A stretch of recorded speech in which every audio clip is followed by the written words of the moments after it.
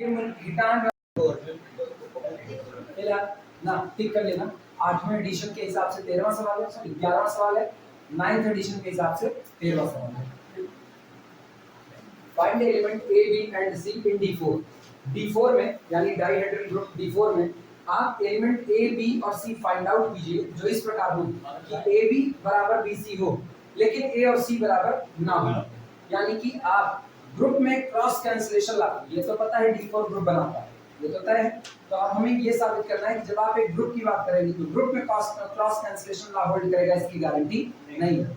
Left और right cancellation ला hold करेंगे क्योंकि ग्रुप है, बिना इनके होल्ड किए वो ग्रुप भी नहीं बना होगा।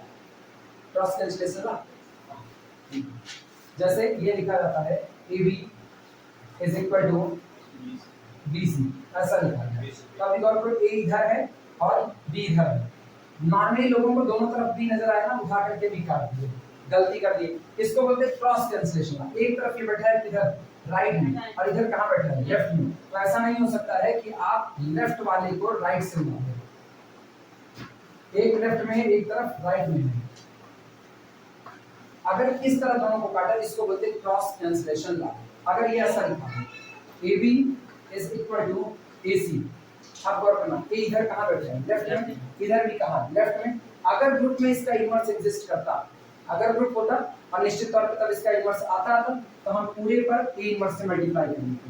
A इनवर्स और इधर भी कितना A इनवर्स कट करके क्या बनता है आइडेंटिटी, और इनसे भी क्या बनता है आइडेंटिटी कहीं ऑपरेट करेगा तो रिजल्ट क्या देगा same element is equal to identity operated on C कितना, यानी अपने को मिलता B बराबर। अभी A किधर बैठा था लेफ्ट साइड में, तो लेफ्ट साइड से A को कैंसिल किया, इसको बोलते हैं लेफ्ट कैंसिलेशन लॉ। अगर यही लिखा होता AB बराबर AB सॉरी या AB बराबर CB और आप B को राइट साइड से कैंसिल आउट कर रहे होते, ये होता है राइट कैंसिलेशन लॉ। अभी आज की तारीख में एक तरफ लेफ्ट में बैठा है एक तरफ राइट में, तो इसको बोलते हैं क्रॉस कैंसिलेशन लॉ। लेकिन लेफ्ट और राइट कैंसिलेशन लॉ आप तभी अप्लाई कर सकते हो जब आपके ग्रुप में या आपके दिए गए सिस्टम में लेफ्ट या राइट इनवर्स एग्जिस्ट कर रहा है। इसके अलावा आप नहीं कर सकते। वापस लिख रहे हैं, ध्यान देना।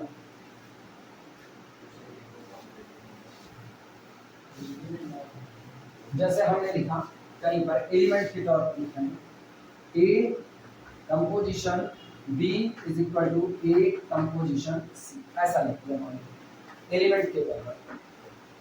ऐसे तो नजर आता है कि A और A दोनों साइड में किधर बैठा है लेफ्ट साइड में बैठा है। अगर हमको इसको हटाना है ठीक, तो जाहिर सी बात है मेरे पास कौन होना चाहिए A इनवर्स।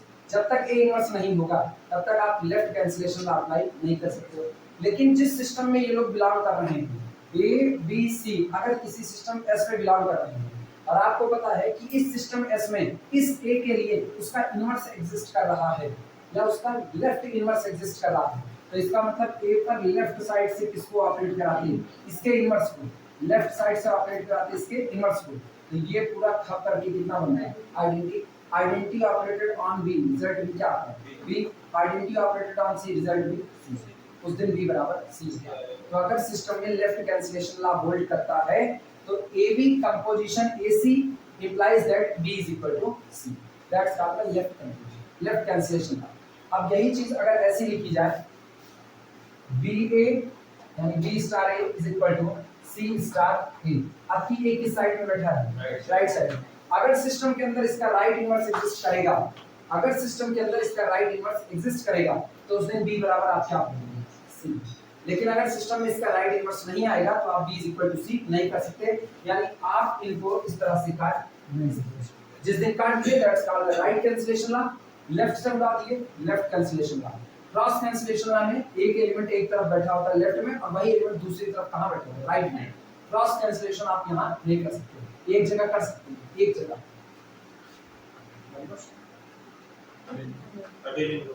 कंप्लीटिव हो जाता है ना। अबेलियन ग्रुप में लेफ्ट और राइट का बवाल नहीं होता, जो लेफ्ट है वही राइट है, जो राइट है वही लेफ्ट है, क्योंकि कम्यूट करेगा AB बराबर B है। तो जब मर्जी A को लेफ्ट में बैठा है, जब मर्जी A को राइट में, तो उधर ना लेफ्ट कैंसिलेशन राइट कैंसिलेशन सब हटा करके क्रॉस कैंसिलेशन लिखा है, क्योंकि क्रॉस कैंसिलेशन उस दिन लेफ्ट कैंसिलेशन के तौर पर ही हो जाता है, क्योंकि आप फ्लिप करते हैं कम्यूट करवा दिए, लेकिन केवल किसमें अबेलियन, उसके अलावा नहीं। तो इसमें यही गवाही देनी है कि जब आप ग्रुप की बात करोगे, एक्चुअली ये सारी बातें जो लिखी है ना केवल एक बात की गवाही है कि किसी ग्रुप में क्रॉस कैंसिलेशन लॉ होल्ड नहीं होता, क्योंकि हम आगे चल करके पढ़ेंगे ग्रुप में लेफ्ट कैंसिलेशन लॉ वैलिड होता है, राइट कैंसिलेशन लॉ वैलिड होता है। रीजन सुनो क्यों वैलिड होता है, क्योंकि ग्रुप में हर एलिमेंट का इनवर्स होता है और हर एलिमेंट का इनवर्स तभी आता है जब लेफ्ट इनवर्स बराबर किसके हो जाए, राइट इनवर्स के, यानी लेफ्ट और राइट का भेद खत्म हो जाता है। तो इसीलिए कहा जाता है एलिमेंट का इनवर्स यूनिक हो जाएगा ग्रुप में और वो एग्जिस्ट करेगा। तो एलिमेंट लेफ्ट में बैठा है, आप इनवर्स को लेफ्ट से ऑपरेट करा लो, राइट में बैठा है राइट से ऑपरेट करा लो, कैंसिल तो लेफ्ट और राइट से ही होगा।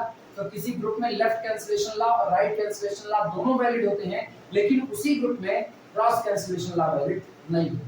जबकि जब अबेलियन ग्रुप की बात आएगी सबका भेद खत्म, लेफ्ट कैंसिलेशन, राइट कैंसिलेशन और क्रॉस कैंसिलेशन सारे वैलिड हो जाएंगे। क्लियर है बात? चलो सर,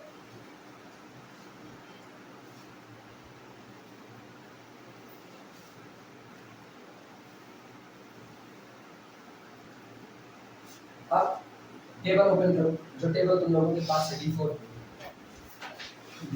D4 की टेबल ओपन करो जो बनवाई गई है मेरी। D4 की टेबल में से सबसे पहले दिमाग वहां जाना चाहिए कि तुमको क्या करना है। तुम्हें ये दिखाना है 3 एलिमेंट खोजने हैं A B C, जो किस तरीके से हो कि AB बराबर हो किसके, BC। और करना, जहां बात खत्म करोगे वहीं से बात शुरू करोगे। यही तो केस है। A से चले, A को किस पर ऑपरेट कराए, B पर, और फिर B को किस पर ऑपरेट कराए, C पर। तो बीच में कड़ी किसकी है, B की है, यानी एक रोटेशन और एक रिफ्लेक्शन। दो उठाओ, जैसे हमने उठाया बाई रो, एक तरफ का है रोटेशन R90, R90 किसको फॉलो कर रहा है, H को फॉलो कर रहा है, R90 कंपोजिशन H। तो इसका मतलब अगला वाला कहां से शुरू करेंगे, H से, ठीक। और गौर करना वो R90 मत बोलना, R90 नहीं, वो मान लो हमने भर दिया R180, यानी कि R180 फॉलोड बाय H। अब अपने को ये साबित करना है,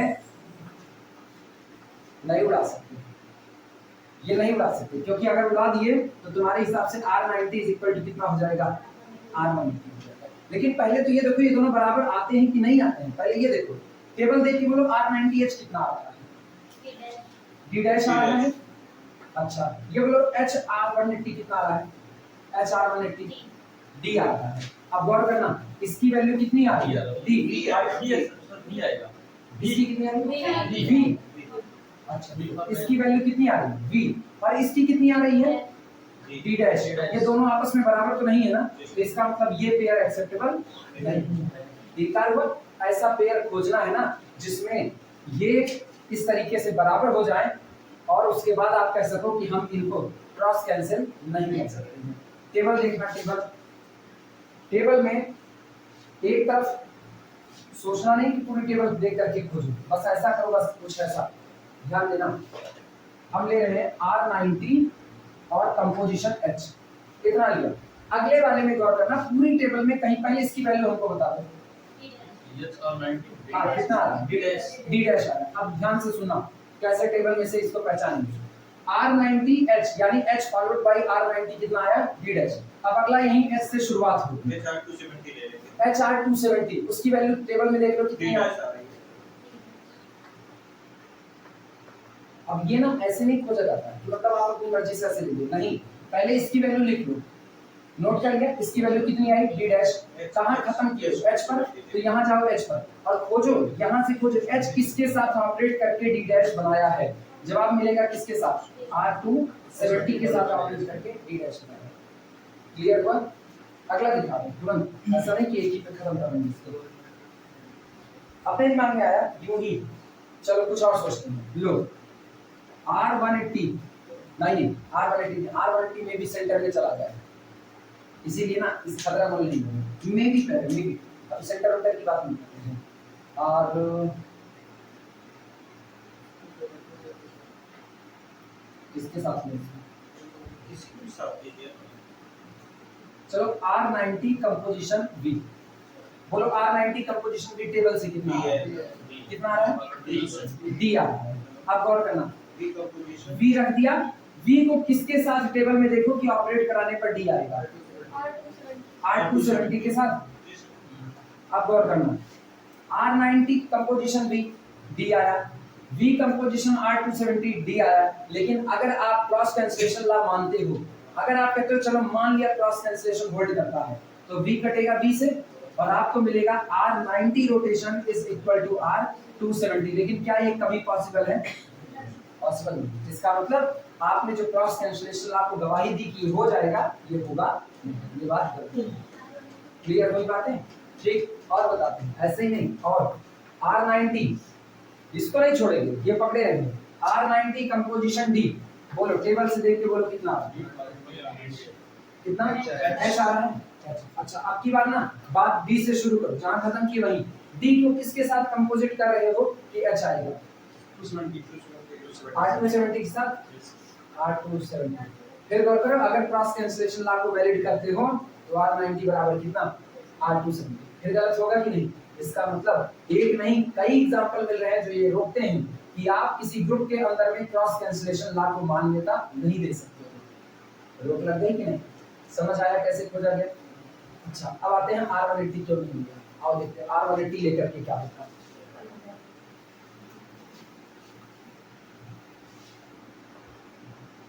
R180 कंपोजिशन बी, बोलो कितना आ रहा है? R180 कंपोजिशन बी, टेबल देखो कितना आ रहा है? H। अच्छा अब ये बताओ V किसके साथ ऑपरेट करके H देगा? 180 के साथ। कोई मतलब ही नहीं बैठता। आइडेंटिटी हमेशा देगा क्या?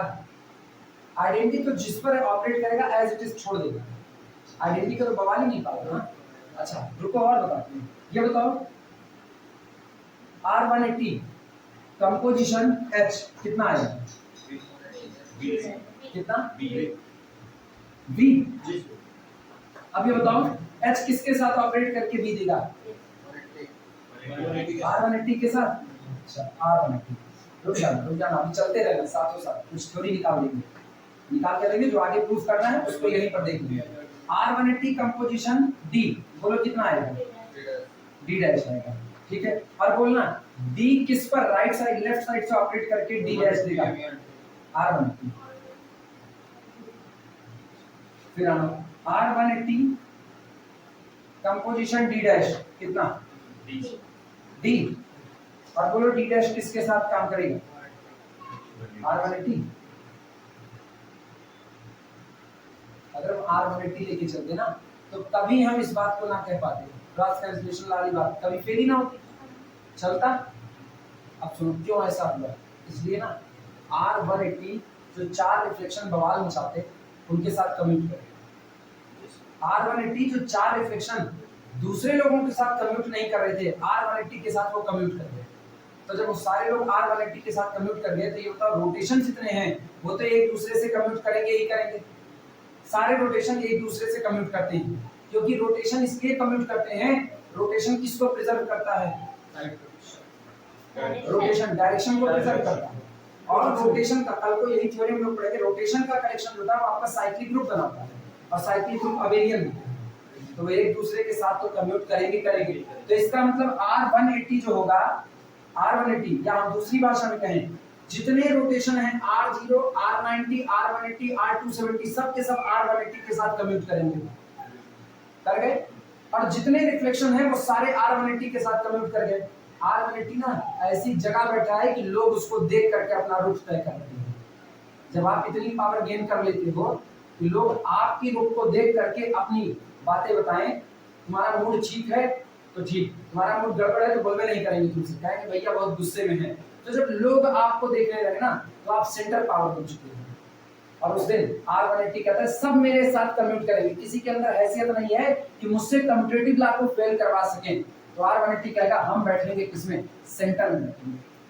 और उस दिन R180 ग्रुप के सेंटर में जगह पाएगा। आइडेंटिटी हमेशा ग्रुप के सेंटर में जगह पाएगा, क्योंकि पूरे के पूरे ग्रुप का कोई भी मेंबर किसी और के साथ कम्यूट करने का आइडेंटिटी के साथ तो कम्यूट करेगा। तो इसका मतलब डाइहेड्रल के ग्रुप में जिस दिन आप D4 की बात करोगे, D4 के सेंटर में दो लोग आएंगे, R0 और कौन? R1। फिलहाल जैसा नजर आ रहा है, अभी हम गवाही भी नहीं दे रहे, हम सब जितना जो डैलियन बोल रहे हैं उतना ही लेकर के चलेंगे और हम भी कुछ नहीं लेके चले, अपने मन से कोई थ्योरी नहीं।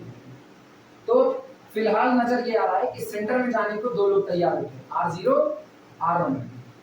इसके अलावा सेंटर में बाकी जो दो लोग बचे, R90 फेल करवा चुके हैं बहुत पहले ही, R90 फेल किया, R270 को बेचारा फेल कर देगा, वो दोनों सेंटर में जाने वाले नहीं। तो अपने को एक नकल मिलती है कि जब ये इवन ऑर्डर का था तो सेंटर में कई लोग आएंगे, और ऑड ऑर्डर का होगा तो एक ही आएगा, R0 केवल आइडेंटिटी आएगा, और कोई सेंटर में आने को तैयार नहीं है। यहाँ से ये सेंटर की पहली नकल मिलती है। हम नहीं कहते यही होगा, आगे बदलना होगा बदल दिया जाएगा, लेकिन फिलहाल के लिए नकल ये है। अभी क्लियर हुई बातें ना? इसीलिए जब इसको सॉल्व करेंगे ना, आप R180 को लेकर के कभी भी नहीं आगे सकते, क्योंकि वो सेंटर में बैठा हुआ है। सेंटर में बैठे हुए लोगों को, सेंटर में बैठे हुए लोगों को आपको काफी कोई थ्योरी काटेगी नहीं, क्योंकि वो मेन सेंटर में रहने वाला आदमी किसी को नाराज नहीं कर सकता। हम सेंट्रल गवर्नमेंट की बात नहीं कर रहे हैं, वो सबको नाराज कर सकते हैं, पावर सिस्टम ना। सेंटर में बैठा आदमी किसी को नाराज, घर का मेन मुखिया किसी को कैसे नाराज कर सकता है? वो छोटे बच्चे को भी कहेगा भैया पटाखा ना चला, जल जावा उधर जावा, लेकिन फिर भी एक छुछुइया थमा देगा, वो उसको भी मान्यता देगा, वो बड़े बुजुर्गों को भी मान्यता देगा। वो सेंटर में बैठा है, वो कमाएगा तो पूरा घर खाएगा, वो सेंटर है। तो इसीलिए वो किसी की थ्योरी को इनकार नहीं करता, इसलिए सारे लोग उससे कम्यूट कर रहे हैं। R180 का किस्सा वही, वो सेंटर में बैठे हैं। R0 भी कहाँ बैठा है? सेंटर में। घर का सबसे छोटा बच्चा आइडेंटिटी होता है, उसकी अपनी पहचान होती है, कोई नाराज नहीं कर सकता। छोटे बच्चे कौन नाराज करेगा? करके तो देखो, तुम्हारी घंटा लग जाए तो कहो।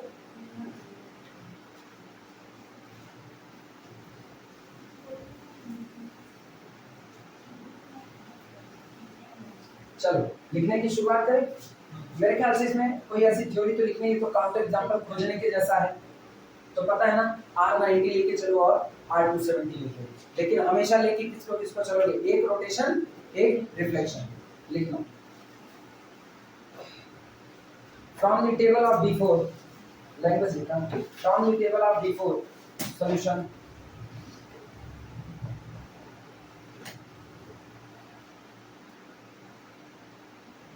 from the table of D4, D4 की टेबल से टेस्ट करना। अब तो याद है ना, R90 को H के साथ लेके चलें, R90 composition H is equal to D dash is equal to, जहां खत्म किए वहीं से शुरुआत करेंगे। H composition R270 R270 D dash है, चेक कर लेना, D डैश क्लियर है? क्लियर। अच्छा ऐसे लिखना, ऐसे, ये कौन है? A, ये कौन है? B, ये कौन है? B, और ये कौन है? A कंपोजिशन B बराबर B कंपोजिशन C, ये बराबर है। बट यहाँ पर देखना क्या था, वहां क्या लिखना था, ये बात है, A does not equal to C। Copy अपनी है, खचना पार सकते हैं अपने हिसाब से। A does not equal to C, AB बराबर BC है, बट लेकिन A does not equal to C, ऐसे लिखना, A does not equal to C, ये दोनों बराबर। अब चाहे अलग से लिखो, A बराबर R90, C बराबर R270 and both are different rotations, तो इसको लिखने से अच्छा ऐसे समझो। क्या होता है दिक्कत? और बताना, बोर्ड पे चिपका दिया जाएगा, तुम लिखो, लिखना नहीं पड़ेगा तुमको ना, लिखा भी करना। अगला एग्जांपल भी नोट कर लो ना, जितने मिले उतने ही अच्छे। चलो अगला R90 कंपोजिशन H के बाद B, तो आप बता B इज इक्वल टू, इसका हाल बोलो। R90 कंपोजिशन B, टेबल देखो कितना, D is equal to B composition R270, वही होगा ये। R180 तो होगा नहीं ना, आप टेबल भी नहीं देखना है, हम यही इसीलिए पूछ रहे हैं, टेबल भी नहीं देखना है, कि देखना है। R180 को इसीलिए निकलवा दिए पहले ही, उसको तो आप चुन भी नहीं सकते। सोचो आप R0 नहीं चुन सकते, आप R180 नहीं चुन सकते, तो सारा ड्रामा कौन किया?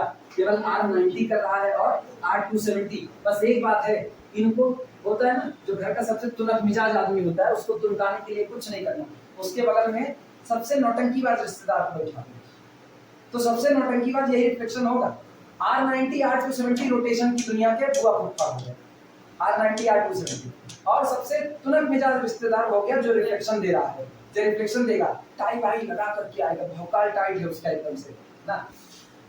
अपने घर में हमारे का पानी पीते थे, यहाँ पे हमको ठंडा भी नहीं नसीब हो रहा है, भौकाली वाला। उसको बैठाओ R90 को ऊपर बगल में झाड़ करके रख देंगे ना, तुहिन रहा ऐसे नहीं कहेंगे, तुहिन रहा ना, खेते खरना जीनत रहा।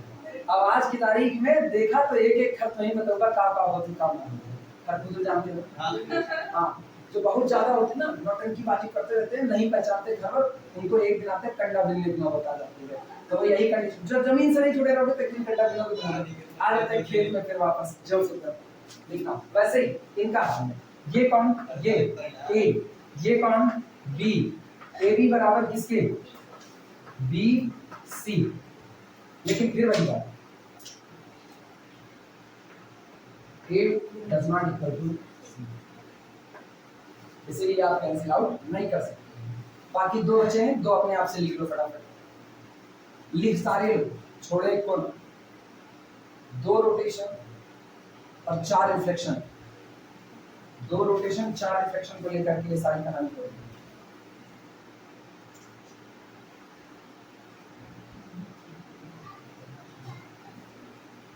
फटाफट नोट करो। अगला यही होता है R90 composition HB D is equal to R90D कितना, H इज इक्वल टू ये हो जाएगा D कंपोजिशन R270, यही होगा।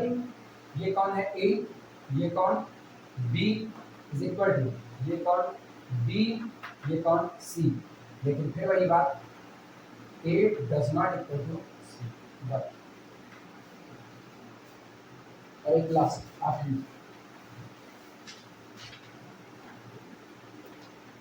R90 composition H B D D dash कितना आएगा इसका, B is equal to D dash composition R270, A B B C दोनों बराबर है, एक कंपोजिशन बी बराबर B composition C, but again A does not equal to C. 4 example तैयार हो गए।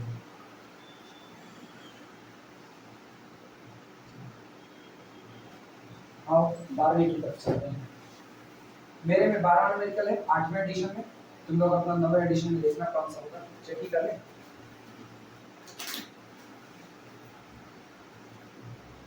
14वां न्यूमेरिकल है, तुम लोगों में 14 होगा, 9वें एडिशन में 14।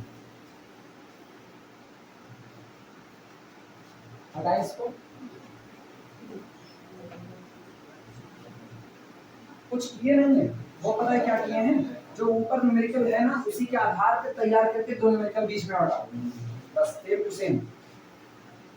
नरोशा वाले में और कम हुआ करते थे, नरोशा वाला जो है जो इनके विविधता के पास नरोशा होगा, उस एडिशन में अगर देखोगे तो उसमें मेरे ख्याल से 40-45 ही, अभी 80 हुए। Explain what the following diagram, problem number 12। Explain क्या नरोशा वाली, हाँ ये पुराना एडिशन है नरोशा, ये 3rd होगा। Explain what the following diagram, what the following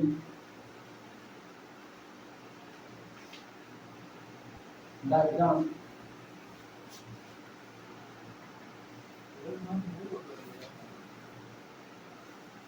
जो मेरी है ना बुक्स बताते ना और ज़्यादा सही होता है, मतलब दिन पर दिन कंडीशन वही है ना, आँख में किताब देखने में तब नहीं होता है। अब हम एक काम कर रहे हैं, हम एक सूत्री कार्यक्रम में हर किताब की नोट्स बना दे रहे हैं सब की, जिससे हमको किताब कम देखना पड़े, इसलिए हम किताब के एक लैंग्वेज छोड़ भी नहीं, फॉन्ट छोटे होते जा रहे हैं, जितना नया प्रिंट आ रहा है उतने का फॉन्ट छोटा होता जा रहा है। अब मेरे साथ दिक्कत यही है, काला चश्मा, आँख की दिक्कत, छोटे फॉन्ट ना, अरे खोपड़ी भी असर पे ये वाली आँख छोटा है ना, ये कल रात को बैठ के पढ़ते पुण्य स्वामी कल बैठ करके पढ़ रहे थे ना, एक तो उसकी मतलब पेपर क्वालिटी बड़ी खराब है। हाँ। मेरे ख्याल से शायद सबसे रद्दी पेपर क्वालिटी पुनः किताब की है। ऐसा लगता है जैसे कार्बन कॉपी पढ़ रहे हैं ना, वो एकदम खिसक का, इधर से रॉड जलाए हुए हैं, इधर से बल्ब जलाए हुए हैं। विजन ठीक है, 6x6 का विजन है, उसके बावजूद भी कंडीशन के बने हैं। किताब जो है ना, इतना दर्दान का लगा एकदम, मतलब पन्नी रखते थे ना, पकड़ में पन्नी रखते थे, और नहीं तो तुम्हारी किताब सत्यानाश हो जाएगी। ऐसे देख रहे तुरंत ऐसे खोल लिया, छट से बगल में तुरंत हाथ घूम पता चलता है कैसे बगल घुमा दिए, तुम्हारी किताब बच गई। नहीं पूरा एक तरफ से, तो उसकी पेपर क्वालिटी खुला सोख देती है एक तरफ से। प्रेशर पड़ता है तो फोन पर प्रेशर इतना तेज होता है सीधे बाहर ही निकलता है। सबसे खतरनाक कंडीशन यही है। जाके दिखा दीजिए ना। किस पे? उनको दिखाने से ऑपरेशन ही इलाज है। जब तक ऑपरेशन हो गए तो कुछ है मैं दिखा दीजिए ना, काफी दिन हो गया। एक साल में तो 8 दिन में तो हो ही गया। इसीलिए हम सबकी नोट्स बनाने लगे हैं। Explain what the following diagram proofs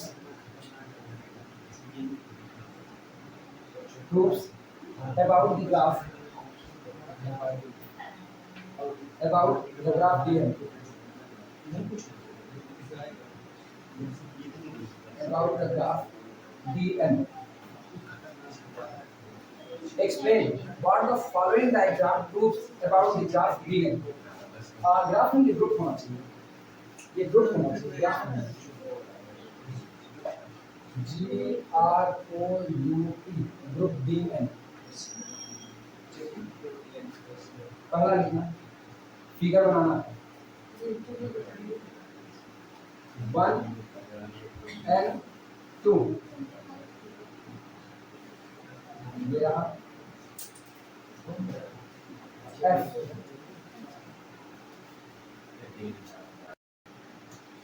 2 N। अच्छा पेपर पर लिख लेते हैं ना, तो हम अपने हिसाब से बड़ा बड़ा लिख लेते हैं, तो मेरे लिए पढ़ने में बड़ा आसान हो जाता है।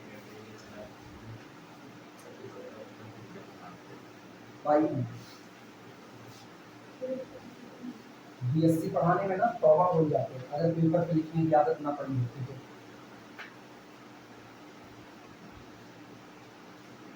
n-1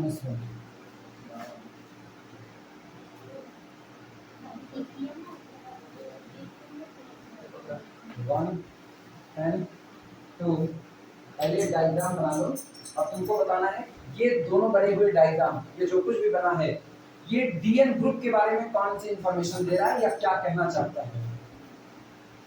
R360 by N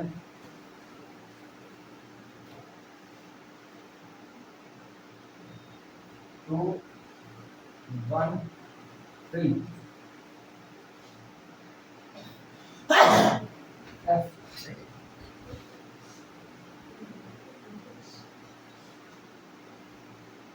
2 3 1।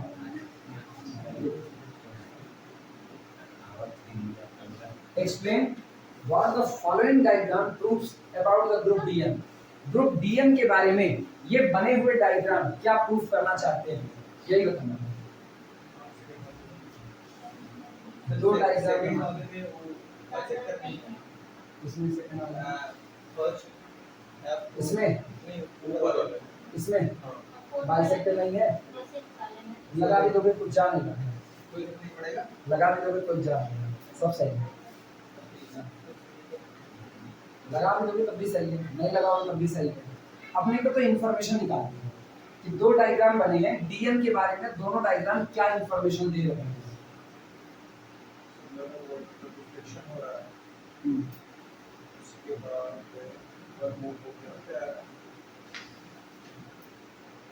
बना लो फिर बताते हैं।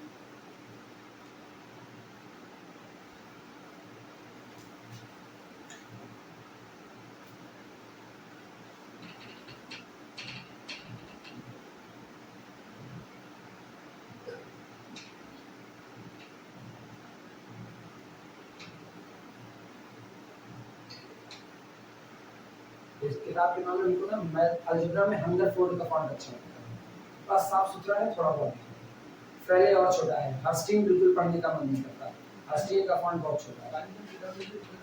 राम जिलाल की देखो, हां सबसे छोटा फॉन्ट उनका भी फॉन्ट बहुत छोटा है। तो जल्दी कोई भी जल्दी निपटाओ देना। और फॉन्ट डमी टाइम छोटे का भी फॉन्ट छोटा है। बड़े फॉन्ट की किताबों की जैसे आकार बढ़ गया है। नया वाला डेविड सीले का खुद ही छोटा है बहुत। नया वाला जो डेविड सीले आता है स्टार है उसका बहुत छोटा है। हाँ, नया डेविड से लीनियर उसका इट्स एप्लीकेशन ना, लिंडा गिलबर्ट की किताब था, उसका ठीक ठाक फॉन्ट है लीनियर। बोले बन गया फिगर। तो सुनो, इनिशियल स्टेज पर ध्यान देना, 1 2 n एक फिगर बना हुआ है। सबसे पहले f लिया, f का मतलब रिफ्लेक्शन, और ये लाइन रिफ्लेक्शन को बता रही है कि आप रिफ्लेक्शन किस एक्सिस के अबाउट ले रहे हो, लाइन ऑफ रिफ्लेक्शन क्या है। जब रिफ्लेक्शन लिया तो ये पलट गया 1 2 n, यानी पहले एक फिगर दिया गया था, उस पर सबसे पहले किसने काम किया, f ने काम किया, फिर उसका मतलब पहले काम हुआ रिफ्लेक्शन का। इसके बाद जो कुछ था उसको r 360 degree by n rotate कराया गया। रोटेट कराने का मतलब अब अगला काम किसका हुआ, रोटेशन का हुआ। यानी f, अच्छा ये बताओ क्या हम क्या लिखेगा, f composition r 360 degree by n लिखें, या हम ये लिखें f r 360 degree by n composition f, क्या लिखें सही, क्या नीचे वाला, क्योंकि पहला काम किसने किया है, पहले रिफ्लेक्शन काम किया और उसके बाद ये काम किया, तो इसका मतलब पहला ऑपरेशन तो अपने पास ये निकल कर किया है। पहले रिफ्लेक्शन ने काम किया f ने, और उसके बाद उसी रिफ्लेक्शन पर वर्क किया 360 डिग्री बाई n में, और रिजल्ट तैयार हुआ 1n n-, ये रिजल्ट तैयार हुआ। हम कुछ नहीं देख रहे, क्लॉकवाइज गया काउंटर क्लॉकवाइज गया, कुछ नहीं, बस एक रिजल्ट तैयार हुआ। अभी गौर करना, अब की बार सेम फिगर पर पहले कौन काम किया, यानी कि अब की बार सबसे पहला काम है r 360 डिग्री बाई n का, और उसके बाद ये जो रिजल्ट तैयार हुआ इस पर कौन काम किया, रिफ्लेक्शन। वही वाला रिफ्लेक्शन या दूसरा, वही रिफ्लेक्शन या दूसरा, वही रिफ्लेक्शन, क्योंकि ये रिफ्लेक्शन कौन था, डॉटेड लाइन सीधे फ्लिप किया था, सेम कंडीशन। फिर देखो सिंबल उसमें बदला नहीं है, यानी कि कंपोजिशन f, और रिजल्ट ये तैयार हुआ। ये बताओ क्या ये दोनों रिजल्ट आपस में बराबर हैं, चेक करो क्या ये दोनों रिजल्ट आपस में बराबर हैं। इस रिजल्ट को देखने पर पता चलता है 1 2 3, और इस पर देखने पर 1 n n-1, क्या ये दोनों बराबर हैं, नहीं बराबर, यानी ये गवाही है r 360 degree by n composition f does not equal to f composition r 360 degree by n, और इसको मैथमेटिकल टर्म में लिखते हैं। मैथमेटिकल टर्म में लिखा गया है a composition b does not equal to b composition a। किसके बारे में लिखा गया है, dn के बारे में, dn के बारे में लिखा गया है a composition b does not equal to b composition a। और अगर किसी भी दिए गए ग्रुप में ये बात होल्ड हो गई एक भी एलिमेंट के लिए, तो ये ग्रुप कभी भी अबेलियन नहीं हो सकता। मिल गई इंफॉर्मेशन कि आप डाइहेड्रल ग्रुप अबेलियन नहीं होगा, ये इंफॉर्मेशन है। एल्गोन के ऊपर काम किए हुए, एल्गोन के ऊपर अब ये यानी D3 अबेलियन नहीं होगा, D4 अबेलियन नहीं होगा, D5 अबेलियन नहीं होगा, n greater than r equal to 3 के लिए आप कोई भी अबेलियन नहीं होगा। अभी भी हम बचा लिए हैं, यहां से चलेंगे इधर से चलेंगे, नीचे की चर्चा नहीं है। किसी दिमाग में n = 1 n = 2 पर क्या सोचा जाएगा, अभी इसकी चर्चा नहीं है। ये बनाएंगे भी कि नहीं बनाएंगे अब इसकी भी बात नहीं है। D1 डाइहेड्रल होगा, D2 डाइहेड्रल होगा कि नहीं होगा, अभी कोई चर्चा नहीं है। सारी बातें डाइहेड्रल, क्या ऐसा तो नहीं कि डाइहेड्रल यहीं से ही डिफाइंड हो रहा हो, n greater than r equal to 3 से ही। एल्गोन कब बनता है, रेगुलर एल्गोन कब बनता है, सर ये रेगुलर एल्गोन सर एक किस बेस पे लिख रहे हैं 1 n-1 और n, उसने एक फिगर बना दिया, अच्छा जनरल, बस जनरल एक फिगर बना दिया। वो ये कह रहा है, उसने ये कहा इनिशियल फिगर सेम है कि नहीं, इनिशियल फिगर सेम है। उसने कहा हम इसी फिगर पर पहले एक रिफ्लेक्शन अप्लाई करेंगे, रिजल्ट ये आएगा, फिर इसी आए हुए रिजल्ट पर हम एक रोटेशन अप्लाई कर देंगे 360 डिग्री बाई n तक, तो रिजल्ट ये आएगा। फिर उसने क्या कहा, अब हम उसी फिगर पर पहले अपना रोटेशन अप्लाई करेंगे, फिर क्या अप्लाई करेंगे, रिफ्लेक्शन। और उसने ये कहा कि ये दोनों फिगर आपस में बराबर नहीं है। तो गवाही यही हुई कि आप डाइहेड्रल यानी एल्गोन की दुनिया में आपने ये काम किया, पहले अप्लाई किया रिफ्लेक्शन, फिर अप्लाई किया रोटेशन, उसके बाद आपने उसी फिगर पर रोटेशन के बाद क्या अप्लाई किया, रिफ्लेक्शन। अब दोनों रिजल्ट अलग अलग है। तुम रोटेशन खोज रहे हो, क्या रिजल्ट कैसे आया, नहीं रिजल्ट मत खोजो, रिजल्ट नहीं खोज रहा, सोचो वो क्या लिखा, लैंग्वेज देखो, अरे न्यूमेरिकल की लैंग्वेज से सीखो, क्या लिखा एक्सप्लेन कीजिए। What the following diagram prove, नीचे लिखा गया डायग्राम क्या सिद्ध कर रहा है about the group DN, group DN के बारे में क्या प्रूफ कर रहा है। तो ग्रुप डीएन के बारे में प्रूफ कर रहा है कि जब पहले एफ लगाया फिर 360 डिग्री बाई एन का रोटेशन लगाया, और या तो पहले 360 डिग्री बाई एन का रोटेशन फिर रिफ्लेक्शन लगाया, तो दोनों रिजल्ट अलग अलग है। तो A composition B does not equal to B composition A, यानी उसने प्रूव कर दिया डीएन आपका अबेलियन नहीं होता है। क्लियर हुआ, यही प्रूफ करना है। लिखा जाए इस बात को, चलो लैंग्वेज लिखना, अब तो सब लैंग्वेज है। लिखना from the figure we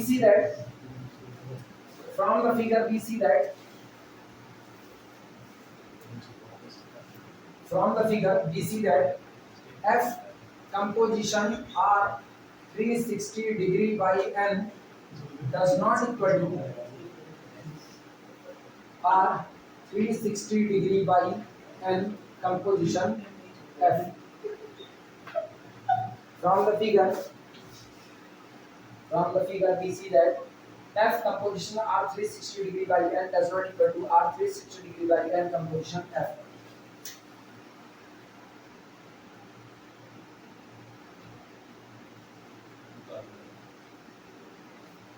This proves that Dn is not abelian. This proves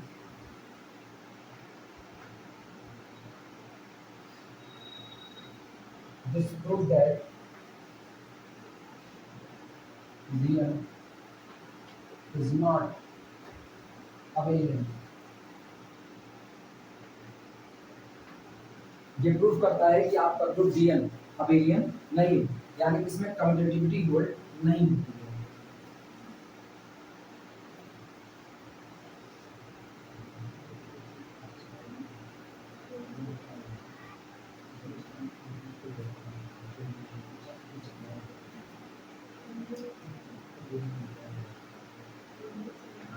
another शब्दों में बोले, दूसरे शब्दों में हम ये कहें, तो ये बताओ कब तुमने इनकार कर दिया कि अबेलियन नहीं है, कब इनकार किया? नहीं। यहां से चले रिफ्लेक्शन अप्लाई किए, अभी इनकार नहीं। रिफ्लेक्शन पर रोटेशन अप्लाई किए, फाइनल रिजल्ट देखा। फिर उसके बाद पहले रोटेशन अप्लाई किए, फिर रिफ्लेक्शन, फिर फाइनल रिजल्ट देखा। आखिरी स्टेप हर बार क्या देख रहे हैं? Final result. अगर फाइनल रिजल्ट पर जो पोजीशन आ रही है ये बराबर आ गई होती तो क्या तुम इनकार कर पाते? तो इसका मतलब ऑर्डरिंग बड़ी मायने रखती है कि आपकी फाइनल पोजीशन, ऑपरेशन लगाने के बाद फाइनल पोजीशन क्या है उसका इंपॉर्टेंस है। अगर दो ऑपरेशन कॉन्सिक्यूटिवली लगाए गए और उन ऑपरेशन को फ्लिप कर दिया गया, तब पर भी अगर दोनों की फाइनल पोजीशन सेम आई तो यही तो कम्यूटेटिविटी होती है।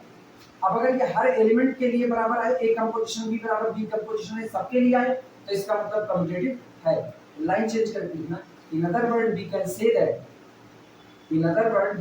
दैट, दूसरे शब्दों में हम ये कह सकते हैं कि in other word we can say that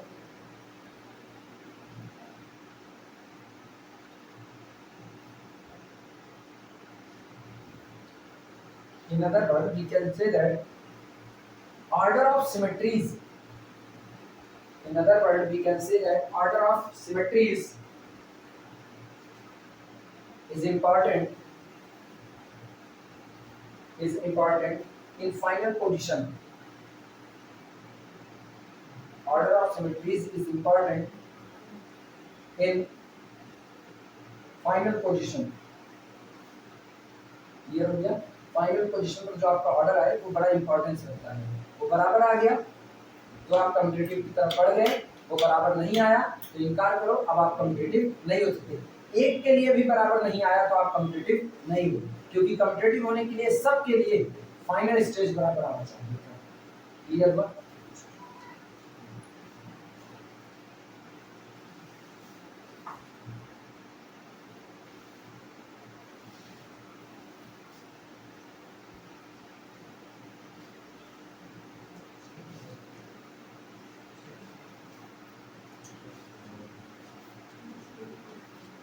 लिखना,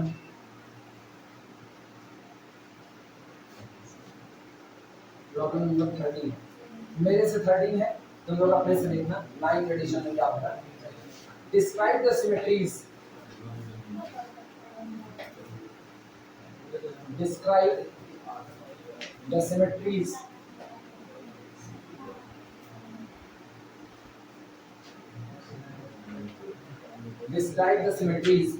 of a non-square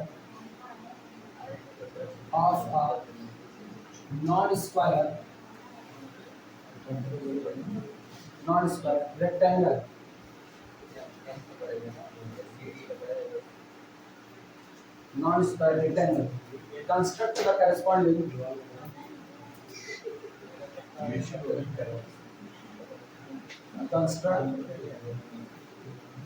corresponding Cayley table.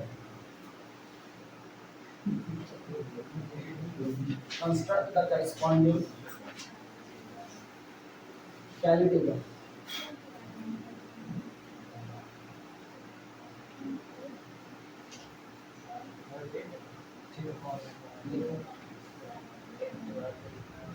Describe the symmetries of a non-square rectangle. एक जो नॉन स्क्वायर रेक्टेंगल होगा, ठीक, उसके लिए आप सिमेट्रीज बताइए, उसके पास कौन कौन सी सिमेट्रीज होंगी, पहली बात। दूसरी बात, आप उसके लिए एक करस्पॉन्डिंग कैली टेबल को बना लीजिए। सॉल्यूशन देखना, सॉल्यूशन में हम एक नॉन स्क्वायर रेक्टेंगल बनाते हैं।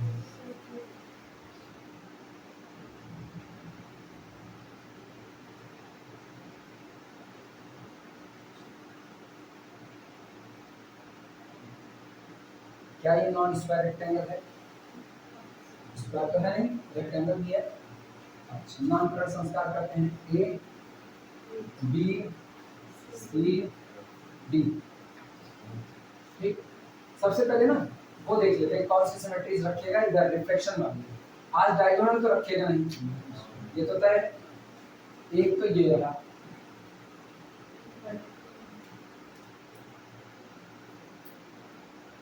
हॉरिजॉन्टल, एक कौन सी रही? क्या इसके अलावा कोई और रिफ्लेक्शन सिमेट्री होगी? रिफ्लेक्शन सिमेट्री इसके अलावा नहीं। याद करो, अब उस न्यूमेरिकल को याद करो जहां पर हमसे कहा था रिफ्लेक्शन और रोटेशन के बारे में इंफॉर्मेशन। किसी एनगॉन के पास किस तरह की सिमेट्री होंगी इसके बारे में डिस्कशन कीजिए। कहीं न्यूमेरिकल आया था, कल ही आया था, जहां n बराबर इवन n बराबर ऑड के लिए बात किए थे। वहां पर गौर करो, जब जो d4 होता था उसकी सिमेट्री को हमने कहा था कि दोनों एडजेसेंट साइड है, सॉरी एडजेसेंट नहीं, फ्रंट साइड है, एक दूसरे के आमने सामने, अपोजिट साइड है, अपोजिट साइडेड के मिड से होकर के जाने वाला रिफ्लेक्शन। लेकिन हमने डायगोनल की चर्चा नहीं की थी, याद आया? इसीलिए नहीं की थी क्योंकि यहाँ पर सोचो ये d4 होगा, ये d4 होगा, पहले ये तय करो क्या ये d4 होगा? रिफ्लेक्शन तो केवल दो ही देगा, नहीं होगा तो d4 तो नहीं होगा। अब रोटेशन अगर पता लग जाए इसमें कुल कितने रोटेशन होंगे, फिलहाल के केस में रिफ्लेक्शन दो नजर आ रहा है, कोई और रिफ्लेक्शन नजर आ रहा है? नहीं नजर आ रहा है, तो इसका मतलब 4 रिफ्लेक्शन तो होने वाले नहीं, ये तो तय हो गया। 4 रिफ्लेक्शन नहीं होंगे तो आधा रोटेशन आधा रिफ्लेक्शन बनता है, तो इसका मतलब रोटेशन कितना होगा इसमें? रोटेशन दो, कौन कौन सा? एक 0 एक R0 और 180 90 घुमाने पर बराबर नहीं बैठेगा भाई, इसको आप 90 घुमा दोगे ऐसा हो जाएगा, 360 का 180 का तो इसका मतलब एक मिला R0, एक मिला R180, एक मिलता है हॉरिजॉन्टल और एक मिलता है वर्टिकल। यही बनेगा कौन सा? अभी हम काय नाम दें? अभी हम कोई नाम नहीं देते ना, अपने फाइनल स्टेज पे नाम दिया जाएगा, फिलहाल नहीं ना। R0 R180 H और कितना? यहाँ डायगोनल का हो भी नहीं सकता, ये डायगोनल इस डायगोनल से मिला करके भी कुछ पाने वाले हो नहीं, कुछ नहीं। इसको इससे मिला करके, जिनको दिक्कत लग रही है, जिनको दिक्कत लग रही है, कॉपी का पेज स्क्वायर नहीं, कॉपी का पेज स्क्वायर नहीं, ठीक है? एक पेज निकाल लो या ना निकाल, अपनी ये रहा स्क्वायर तो नहीं है ना, ये डायगोनल है, ये और क्रॉस कर जाएगा तो देख लो क्या बैठेगा पूरा पूरा इनका है, और देख लो पूरा एकदम सही सलामत डायगोनल मिला है, ये कभी होने वाला नहीं है ना, ऐसा नहीं। और सिमेट्रीज कहती है कि इसको इसी के ऊपर बैठ जाना चाहिए था पूरा पूरा, मतलब रिफ्लेक्शन जब आप लो ना तो इधर वाला हिस्सा पूरा इस पर आ जाए, इधर वाला इस पर, लेकिन ये बिल्कुल ऐसा निकल जाएगा, ये होने वाला नहीं है। इनकार आया कि नहीं आया? इसका मतलब फिलहाल डायगोनल के अबाउट सिमेट्रिसिटी इसके पास नहीं होगी। इसीलिए गौर करो जब हम वहां n is equal to even के लिए लिख रहे थे वहां डायगोनल की कोई चर्चा नहीं की। मिला? खोल के देखो उसको, आलस मत खाओ, खोल के देखो उसे क्या लिखे हैं। हमें देखो देखो for n is equal to even डी get n reflection going from, ये रिफ्लेक्शन कहां से जा रहे हैं? Going from each side to the opposite side, हर साइड से गुजर रहे हैं और अपोजिट साइड से ये हर साइड को काटा और अपोजिट अपोजिट पर जा रहे हैं। ठीक, so in the dn there are total 2 element in which n rotation and n reflection, ये मिड पॉइंट से ही गुजरने वाले हैं। क्लियर हुई बातें? इसीलिए जैसे जैसे गैलियन में आगे बढ़ोगे वैसे वैसे एक एक थ्योरी और साथ में कनेक्ट होती जाएगी। हां, रेक्टेंगल की प्रजाति में कुल कितने एलिमेंट आते हैं? रेक्टेंगल को क्या कहते हैं? रेक्टेंगल डिफिनेशन बताओ। मतलब डिफिनेशन याद नहीं तो रेक्टेंगल का हम जानते हैं। आईडिया है मतलब दो अपोजिट साइड इक्वल होती है। हां, सारे एंगल 90 डिग्री। स्क्वायर के केस में क्या होता है? और चार की चारों साइडें आपस में बराबर हैं। जबकि रेक्टेंगल क्या कहता है? अपोजिट साइडेड की लंबाई बराबर होनी चाहिए। ये बताओ क्या अपोजिट साइड की लंबाई बराबर होनी चाहिए? इस डिफिनेशन को स्क्वायर इनकार करता है? नहीं करता, एक्सेप्ट करता है। वो एक और खास कैटेगरी आता है, वो कहता है रेक्टेंगल की सारी बात मानिए, लेकिन रेक्टेंगल के हम उस एक बात जिसको मैंने नहीं कहा उसका फायदा उठाएंगे। वो ये नहीं कहता है कि चारों साइड बराबर होना चाहिए, वो सिर्फ इतना कहता है सारे एंगल उसके चारों वाले 90 डिग्री होनी चाहिए, अपोजिट साइड ही बराबर होनी चाहिए। वो कहता है अपोजिट साइड तो बराबर रखेंगे और सारे अपोजिट साइड की लंबाई एक बराबर करेंगे। तो स्पेशल कैटेगरी क्या बनेगी? स्क्वायर की। स्क्वायर में आपको कितनी सिमेट्रीज मिलेंगी? स्क्वायर में कितनी सिमेट्री मिलेगी? टोटल सिमेट्री 8 मिलेगी, 4 रोटेशन 4 रिफ्लेक्शन। लेकिन अगर रेक्टेंगल की बात करो तो क्या रेक्टेंगल में भी 4 मिल रहे हैं? इसीलिए उसने वर्डिंग कहा नॉन स्क्वायर। अब उसको एक और ग्रुप बनाना था, ये नहीं कि अगर कोर्स ने D4 कह दिया, किसी ने कहा ना D4 तो तुम पट कर स्क्वायर सोच लिए और उसके बाद तुम ये कहो कि अच्छा जब भी चौकोर आकृति के ऊपर आप सिमेट्रीज निकालोगे तो हरदम D4 नहीं आएगा, ये भी चौकोर ही और ये D4 नहीं है। उसको यही इनकार करना था। अब आई बात समझ में? चौकोर का मतलब जिसके 4 किनारे होते हैं वो चौकोर। चलें लिखा जाए? हाँ चलो फिगर बनाओ, फिगर बनाओ। ये तो पहला हमने बना लिया। ये बताओ ये बन गया है ना सबका? ये बन गया। आप छोटे छोटे फिगर बनाओ। अरे इसको वैसे बनाओ, छोड़ो ध्यान दो। चलो शुरुआत इधर देखना।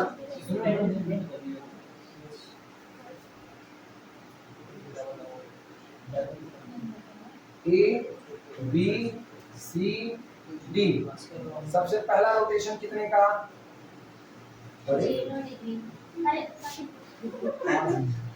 हाँ सही है, 0 डिग्री रोटेशन, गलत नहीं है।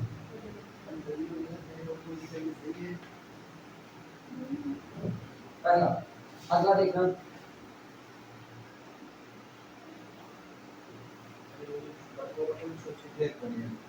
अगला रोटेशन क्या डिग्री का? 1 डिग्री।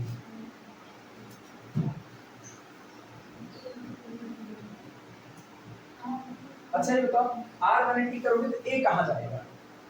R180 करोगे तो A कहाँ आएगा? C के पास यहाँ पर ना A, और बाकी तो प्रिजर्व रहेगा B C D। जिनको ये दिक्कत रही कि R180 पर ये यहाँ कैसे आएगा, वो बात कर रहे हैं, इसको रोटेट कराना है, गौर करना। ये है ना, अभी देखना इसको 90 डिग्री कर रहे हैं तो 90 डिग्री किए, ये होता A नीचे था ना, 90 डिग्री पर A यहाँ आ गया, B यहाँ आ गया, चलेगा। और उसके बाद इनका हाल C किधर गया? नीचे, और D कहाँ गया? ये। अब 90 और घुमाओ, 90 और घुमाओगे तो 90 और घुमाने पर ये गिर गया। जब गिर गया तो A ऊपर B नीचे, D ऊपर C नीचे। अभी क्लियर हुआ? तो ना समझने की दिक्कत हो तो बड़ा ये बना देना, ये R90 है और R90 पर सिमेट्रिसिटी नहीं है।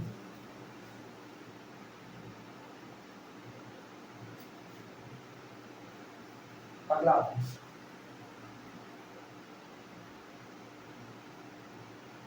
A B C D. बोलना आपकी हॉरिजॉन्टल रिफ्लेक्शन ले लें। हॉरिजॉन्टल करोगे तो पोजीशन बोलो सब लोगों की। नई पोजीशन क्या होगी? ए जाएगा किसकी जगह? बी आ जाएगा नीचे की जगह। सी डी क्या क्लॉकवाइज हो चुका है? क्लॉकवाइज हो गया, फाइन।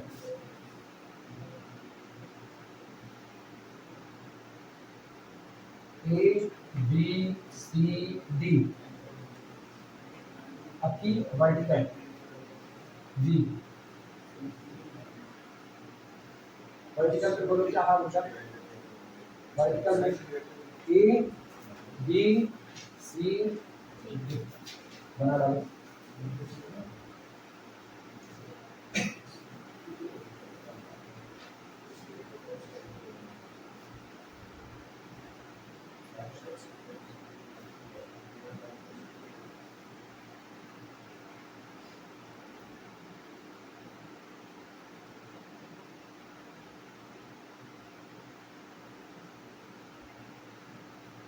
दो रोटेशन दो रिफ्लेक्शन,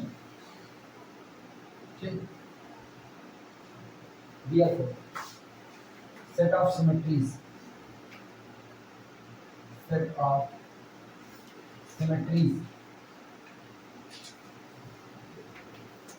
are, इसलिए सेट ऑफ सिमेट्री क्या क्या होगी? पहला रोटेशन r0, दूसरा रोटेशन r180, तीसरा रोटेशन h और चौथा रोटेशन v।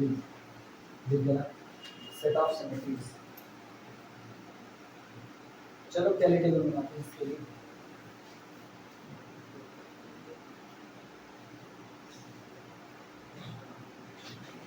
कैली टेबल यही बनानी छोटी सी।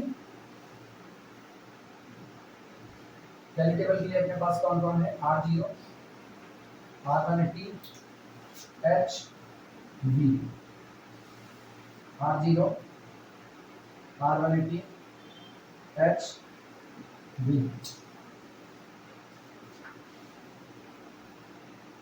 Rotation followed by rotation, again rotation.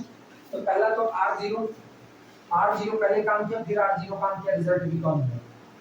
r180 काम किया, फिर r0 मतलब 180 डिग्री रोटेट करा दिए और फिर 0 डिग्री यानी बिल्कुल रोटेट नहीं कराया, तो रहेगा r180। हॉरिजॉन्टल लाइन के अकॉर्डिंग पहले रिफ्लेक्शन लिया और फिर कोई रोटेशन नहीं, यानी h ये क्या, ये कितना रहेगा? r180। इसका देखेंगे आप, r180 डिग्री रोटेट कराया, ठीक है। जो है उसको फिर 18 डिग्री 180 डिग्री और रोटेट कराया। कितना रोटेट कराया? 360 का मतलब 0 डिग्री, यानी आपने पुरानी कंडीशन पर वापस रख दिया। ये गौर करना, ये 180 है ना, ये 180। अब इसको ऐसा करना 180 और घुमा दो, 180 और घुमा दो ना, तो ये जो डिब्बा ऐसा नजर आ रहा है ये ऐसे रहेगा। तो डी यहाँ आ जाएगा, ए यहाँ चला जाएगा और B, A B C D. वापस कौन आ जाएगा? r0। आओ पहले h काम करेगा। h का असर देखना, ये रहा, ये h का असर है। और h के असर के बाद कौन काम कर रहा है? r180 काम कर रहा है। ये बताओ, ये h है, हम इसी के सामने r180 लिखना चाहते हैं। बोलना r180 करोगे तो पहले 90 डिग्री पर b ऊपर और 180 पर यहाँ आ जाएगा। ये कितना b और a कहाँ चला जाएगा? a नीचे, a b c d। बोलो कौन है? लास्ट वाला कैपिटल बी, ये हिस्सा कैपिटल बी, तो पक्का अगला वाला एच ही ना, सही है गलत? और एच के पास ये एच ही रहेगा। अच्छा पहले r180 ऑपरेट कराओ। r180 ऑपरेट किया कहाँ पर? ये रहा, ये r180 है। अब r180 के ऊपर h ऑपरेट करेगा। h का मतलब अब यहीं पर रिफ्लेक्शन ले लेना है, ध्यान देना। जब रिफ्लेक्शन ले रहे हैं a नीचे आ जाएगा, b ऊपर, c और ये कौन? d, a b c d। ये है कि नहीं? That's the b। ये b का h और h आइडेंटिटी r0। अब अपने उत्तर बेचारा r180 का है, यहाँ पर r180। और लास्ट वाली रो v h छोटा छोटा लिखें, v ये कौन h, ये कौन r180 और ये कौन r0। क्या लिखेंगे बहुत छोटा होगा ना। लास्ट लाइन लिखना v h r180 r0 सबसे आखिरी लाइन।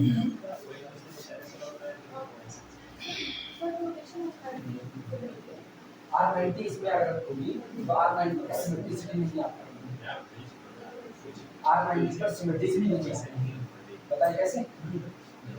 एक खराब पेपर है किसी के पास, खराब पेपर जो खराब हो गया छोटा सा भी चलेगा।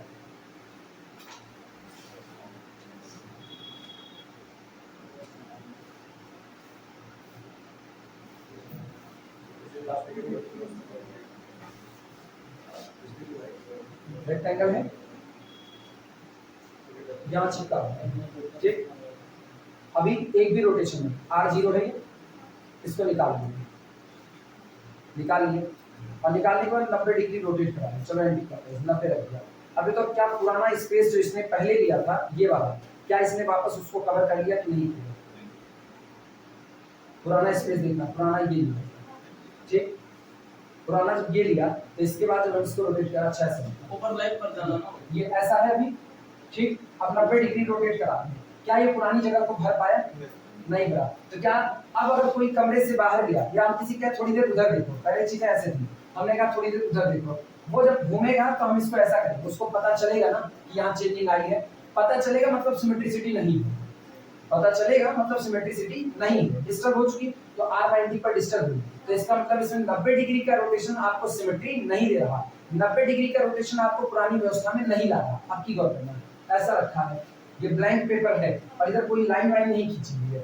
हमने किसी को कहा थोड़ी देर इधर उधर देखो, इधर उधर देखा 90 90 180 और उसको क्या आप देखो, क्या उसको कोई अंतर पता चलेगा नहीं, तो इसका मतलब सिमेट्रिसिटी आ चुकी है। तो r180 डिग्री का रोटेशन सिमेट्री देगा, बिना रोटेट किए r0 सिमेट्री देगा, r180 सिमेट्री देगा, लेकिन r90 सिमेट्री देगा। ये अपना पेपर अपनी किताब, सबके पास अपना अपना सामान है। कैली टेबल बन गई ना, कैली टेबल बनाने के लिए यही काम होता है, 1 बाय 1 एक एक ऑपरेशन लगाते जो फाइनल स्टेज को समझते जाओ कि फाइनल आपके पास क्या होने वाला है। टेबल को देख करके कोई बताए डायगोनल के अबाउट सिमेट्री है कि नहीं है। टेबल देख करके डायगोनल के अबाउट सिमेट्री है कि नहीं है।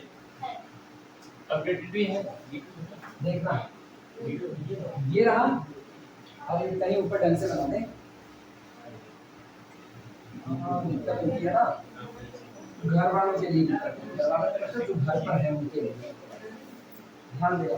टेबल लिखी गई थी r0 मसाला है r180 उसको h b r0 r180 h b ये और ये टेबल थी अपने पास r0 r180 h b, इसके बाद r180 r0 v h h v r0 r180 और इसके बाद अपने पास था v h r180 और r0। बताइए ये diagonal r0 r180 hb r0 r180 hb first row first column बराबर है। सेकंड रो क्या डायगोनल के अबाउट सिमेट्री देखना, यहाँ vh vh r180 r180 symmetry है और डायगोनल के अबाउट सिमेट्री है, तो इसका मतलब ये जो ग्रुप बना है ये ग्रुप अगर इसको d2 नाम दिया जाए तो d2 में एलिमेंट की संख्या कितनी हुई 4 हुई और 4 एलिमेंट के साथ ये कैसा हो गया अबेलियन। इसका मतलब d2 अबेलियन होगा, लेकिन d3 के बाद अब आगे कोई भी अबेलियन होने वाले नहीं। क्लियर बात रमेश, मिला कुछ d1 d2 n greater than or equal to 3 के लिए अब अबेलियन नहीं होगा, लेकिन लेस देन के लिए इसीलिए वहां पर लिख दिया जाता है और n greater than or equal to 3 इतने प्रयोग करते हैं। सेंटर में इसके यही आएंगे और साइक्लिक भी होता है। हां साइक्लिक भी होता है कौन सा d1 d2 देखो चेक करो क्या साइक्लिक की परिभाषा ये पूरी कर पाएगा। इसे होमोमॉर्फिज्म देखने के लिए अब सुनना साइक्लिक ग्रुप में, इसीलिए साइक्लिक ग्रुप जब आप कहते हो तो ग्रुप का जनरेटर एक ही होना चाहिए। किसी डाइहेड्रल का जनरेटर अकेला एक नहीं हो सकता, दो लोग जनरेटर होंगे। इसका एक रोटेशन एक रिफ्लेक्शन, बिना रोटेशन रिफ्लेक्शन के बन पाएगा? मतलब डीएन नहीं होता। साइक्लिक ग्रुप जहां पढ़ते हो उसकी डिफिनेशन पे वेरीफाई करो। एक ग्रुप साइक्लिक जिसका है, एलिमेंट एक ग्रुप साइक्लिक है कब? If there exists an element small a in the group capital G such that every element can be written as the sum integral power of that element, every element can be generated by that element, तो पूरा का पूरा group cyclic होगा और वो element generator कहलाएगा आपके दिए गए ग्रुप का। ये होता है एक डाइहेड्रल को बनाते हो तो अपने को दो की रिक्वायरमेंट होती है, इसका मतलब इसकी कैसी है। लेकिन एक अभी रिफ्लेक्शन एक रोटेशन नॉर्मली जो साइक्लिक ग्रुप हम लोग जानते हैं उसके अकॉर्डिंग ऐसा कुछ नहीं है।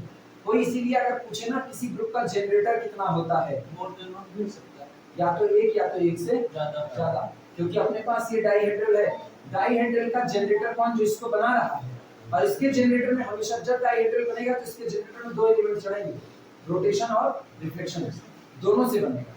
रोटेशन वो जो फुल ऑर्डर, क्योंकि रोटेशन का हिस्सा कौन करो, रोटेशन का हिस्सा जो आपका होता है वो साइक्लिक ग्रुप बनाता है।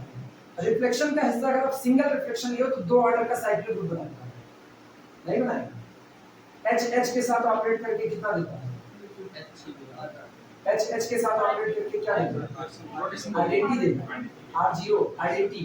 ठीक, तो इसका मतलब अगर आप एक ब्रैकेट में R0 रखो और H रखो, साइक्लिक होगा कि नहीं होगा? R0 H साइक्लिक होगा, तो इसका मतलब दो ऑर्डर का साइक्लिक आइडेंटिटी के साथ बनाना चाहें तो दो ऑर्डर का बनेगा। हां, एक मतलब रिफ्लेक्शन का कुछ भी ले लें, रोटेशन के साथ बनाना चाहो पूरा बनेगा, रोटेशन के नहीं, साथ। रोटेशन का आइडेंटिटी या रिफ्लेक्शन में कुछ भी ले लें, हाँ, उसके बाद दो ऑर्डर का बनेगा। इसीलिए फिलहाल अभी साइक्लिक ग्रुप की भी चर्चा गैलियन के ही अकॉर्डिंग करेंगे। अभी इसीलिए कुछ नहीं, चैप्टर 1 बाय 1 सीखो ना, ये पूरा सीख जाओ, उसके बाद फिर अलजेब्रा बोलने में मजा आएगा। फिर अलजेब्रा आप ये बोलो ना सारी किताब का नॉलेज एक जगह कर लो, एक जगह। अभी तो आप केवल एक किताब पढ़े हो, गैलियन जितना सिखा रहे गैलियन के हिसाब से सीख लेते हैं। जिस दिन गैलियन खत्म करने पाएंगे ना उस दिन फिर सॉल्व पेपर सॉल्व करेंगे। जब सॉल्व पेपर करेंगे मतलब जो इसका प्रैक्टिस सेट सॉल्व करेंगे, उस प्रैक्टिस सेट को सॉल्व करते वक्त फ्रेली को भी बोला जाएगा और गैलियन को भी बोला जाएगा। इसके साथ ही साथ नहीं, डमिट फुटे नहीं बोलेंगे, वो नहीं बोलेंगे ना, हम इसका नाम ना बिल्कुल भी ना डमिट फुटे को बोलना इतना आसान। अरे बड़े बड़े दिग्गज नहीं बोलते डमिट फुटे, हमारे जैसे लोग बोलेंगे डमिट फुटे। डमिट फुटे धीमे धीमे लगा रहे हैं, लग जाएगी तो ठीक है, नहीं लग पाएगी खोले नहीं है, हाँ रखिए लेकिन कभी खोले नहीं। इसको बस ऐसे जानो, हम भी रखे हुए हैं, लगाते हैं लेकिन इतना नहीं लगाते हैं कि डबल फुटे। पता है ना, एक सवाल लगता है तो बस शाम हो जाती है। डबल फुटे टफ पड़ती है, इतनी आसान भी नहीं है। सजेस्ट करने वाले बड़े इत्मीनान से कहते हैं डबल फुटे पढ़ लो। अब उनसे कोई पूछे खुद पढ़े हो नहीं? अरे सर लेकिन 10 नंबर एक पढ़े तो एक्सरसाइज बात है हैंग होने लगा तो मैं कह रहा हूं लगते हैं कुछ सवाल लगते हैं उसके, लेकिन एक और सब लग जाए गैलियन के तो लग गए, उसके नहीं लगते ये सब। अब लंबी फेंक में थे भले तो आ रहे हैं, मैंने डबल फुटे भी पढ़ ली है, कोई खास लेवल नहीं है। बताइएगा खास लेवल क्या है उसका?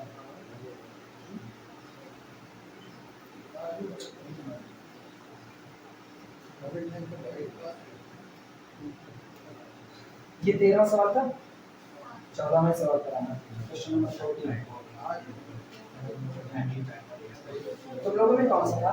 9th एडिशन में 15वां। दो वही गायब किए हो, उसी का सीक्वेंस लिखा गया। Describe the symmetries.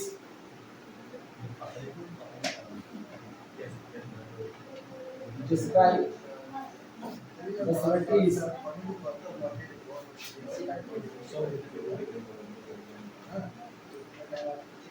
describe the symmetries of a parallelogram.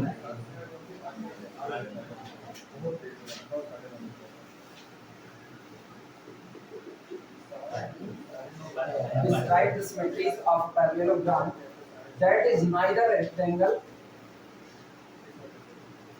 that is neither a rectangle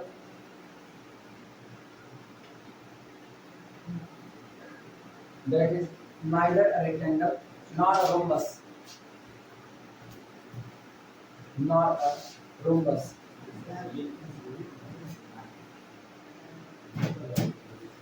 Describe the symmetries.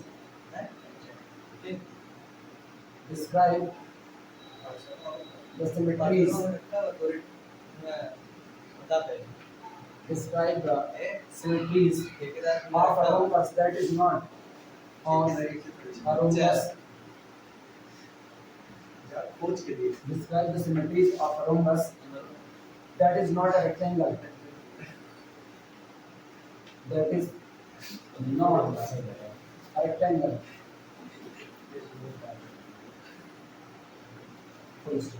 लिखो लिखो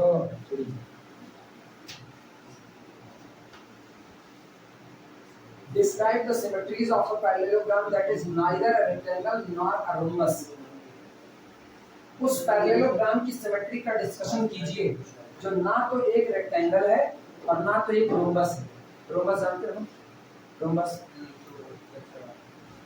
रोम्बस रोम्बस कोई बताए रोम्बस क्या होता है? हाँ काजू कतली एडजेसेंट पॉइंट है, एडजेसेंट साइड बराबर है। हाँ एडजेसेंट साइड बराबर होनी चाहिए। डायगोनल एक दूसरे को कहाँ पर काटें? Perpendicular perpendicular. और स्क्वायर में नेसेसरी नहीं परपेंडिकुलर स्क्वायर में नेसेसरी नहीं है। तुम लोग जानो हम रोम्बस का एक लेक्चर दे चुके हैं जी रोम्बस वाला पूरा कृष्णा सुने हो ना? नहीं सुने भूल गए। Describe the symmetries of a parallelogram that is neither a rectangle nor a rhombus.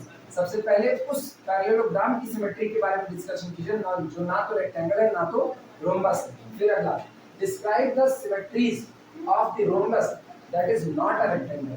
फिर आप उस रोम्बस की सिमेट्रीज का डिस्कशन कीजिए जो कि खुद एक रेक्टेंगल नहीं है। लिखो शुरुआत करते हैं। हालांकि ये एक चीज ऐसी थी जो तुम लोगों के लिए करती थी, ये तुम लोगों को खुद से करना था। छोटू से देखते हैं इसके लिए लाइन छोड़, ये होमवर्क टाइम है तुम लोगों के लिए। एक स्क्वायर का कर रहा है, एक ट्रायंगल का कर रहा है, पेंटागन का कर रहा है। फिगर बना करके इतना हुआ। अब इसके लिए तुमको खुद से सोचना पड़ेगा। अगले वाले के लिए हम चल रहे हैं। क्लियर है? इसके लिए तकरीबन आधे पन्ने एक पन्ने के लगभग छोड़ो। कितना जितना छोटा है आधा पन्ना दूसरे में छोड़ देना। आधा पन्ना किसमें? यहाँ तक छोड़ आधा। अब मतलब तुम अपने हिसाब से छोड़ना, तुमको नहीं बताना है। तुम्हारा छोटे में भी हो जाएगा। इसका तुम जैसे लिखती हो, अगर चिड़िया काम किसी दिख रही होगी तो हो जाएगा उसमें। मेरी तरफ से लिखोगी तो बड़ा बड़ा लगेगा इसमें। ये होमवर्क टाइप में है, नहीं आएगा तो इसको कराएंगे, लेकिन अभी फिलहाल के लिए इसको ट्राई करना क्योंकि बहुत इजी है, टफ नहीं है। क्या पता सिमेट्री नहीं बोलिए, लगाओ बोल देंगे हिंट मिल जाएगा।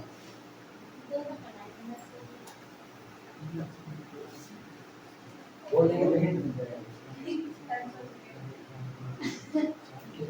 2 मिनट ठीक है, अगला हम लेकर शुरुआत करते हैं। पानी पी करके आओ, पानी पी के आओ तो शुरुआत करो। अब ये बंद कर सर आप यूके चल गया। Describe the symmetries of a non-circular ellipse.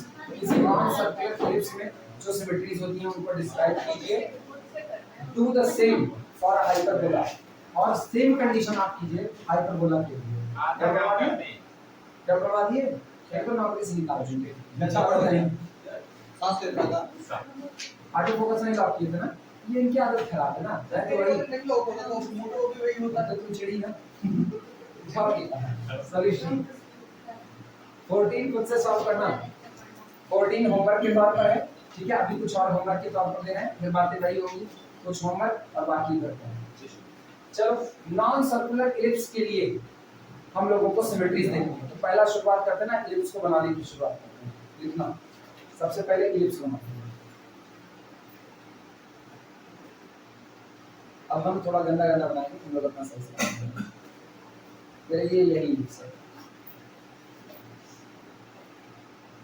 ऐसा ही होता है डिब्बा जैसा ना। नामकरण संस्कार करते हैं ए बी सी डी। ये रहा पहला R0 रोटेशन, मतलब बिना कुछ बदले हुए जैसा है वैसा ही R0 रोटेशन।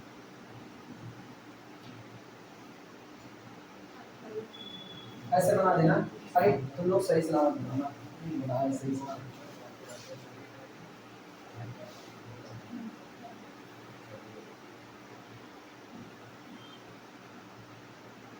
ए बी बी सी डी रफली बना लो। ये पता है ना एलिप्स का, बस ऊपर नीचे बराबर बराबर दिखाई देना चाहिए थोड़ा सा, मेरे में नहीं दिख रहा है क्या। ये R0 का रोटेशन है। अगला आते हैं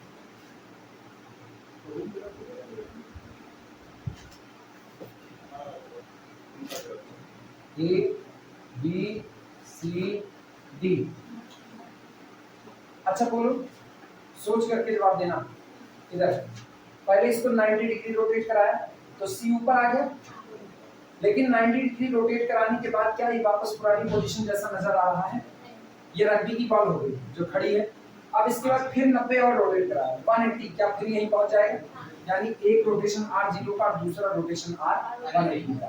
तो अगला वाला R180 का कर दो। R180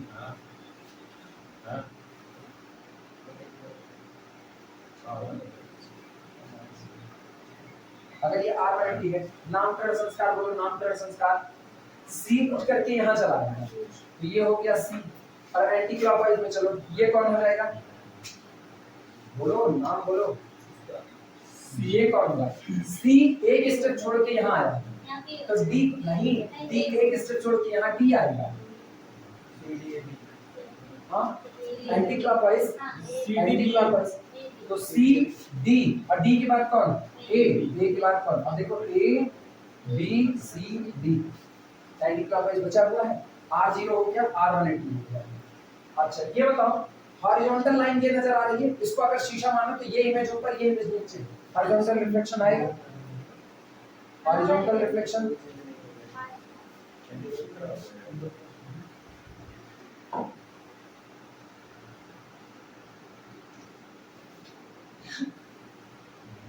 ए बी सी डी और हॉरिजॉन्टल रिफ्लेक्शन H।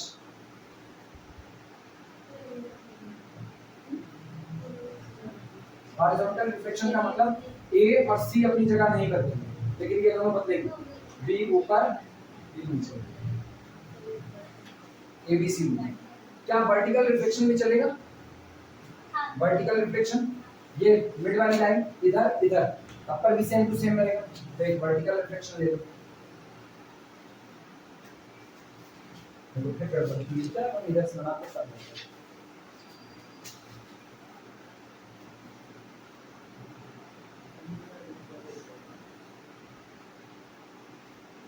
ए बी सी डी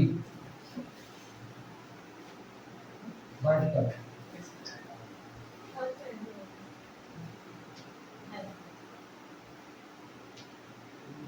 लिख लेना अपने हिसाब से। अच्छा बोलो वर्टिकल में, वर्टिकल बोलो वर्टिकल। यहाँ कौन है? सी। यहाँ कौन है? ए। बाकी दोनों ए बी सी डी। तो आपको इस आगे की नहीं है, ये सही सलामत बनाना है, मेरा सही से नहीं बना है, अपने हिसाब से सही करना।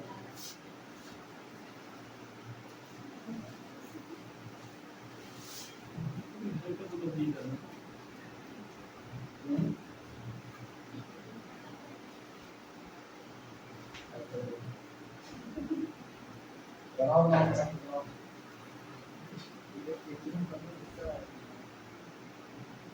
चाहे जैसे बनाओ यार, कौन सा तुमसे हम कह रहे हैं कि पिकासो बन जाओ इसको बनाने में। समझना तो है, समझो इत्मीनान से सुनो। एक इलिप्स में भी अपने को क्या क्या मिला? दो रोटेशन, दो रिफ्लेक्शन। क्या डिक्टो रेक्टेंगल वाला आ भी नहीं? सब सेम टू सेम चल रहा है दोनों में, ज्योमेट्रिकल शेप अलग है, लेकिन अगर ग्रुप के हिसाब से स्टडी करो तो दोनों सेम टू सेम। जो स्टडी इसकी होगी डिटो वही स्टडी उसकी होगी, इसीलिए ना ज्योमेट्रिकल शेप पे अब अपना ध्यान नहीं जाना। अब हम ग्रुप स्ट्रक्चर पर ध्यान दें कि इनका स्ट्रक्चर एक जैसा हो रहा है। इसका स्ट्रक्चर आप देखोगे वही निकल के आएगा, R0 R180 H और B, और रेक्टेंगल का देखोगे उसका भी वही निकल कर के आ रहा है, और जबकि दोनों डिटो अलग अलग फिगर है, ऐसा नहीं कि दोनों सेम फिगर है। इसीलिए ग्रुप स्टडी कई चीजों को आसान बना देती है। शेप कैसा रहे, कुछ भी ज्योमेट्रिकल प्रॉपर्टी आपकी कुछ भी कोई फर्क नहीं पड़ता। ग्रुप की दुनिया में आप एक बराबर देखते जाओगे, जो ये है वही वो है। इसको भी D2 कहो, इसको भी D2 कहो, आज कोई अंतर नहीं है दोनों के बीच में।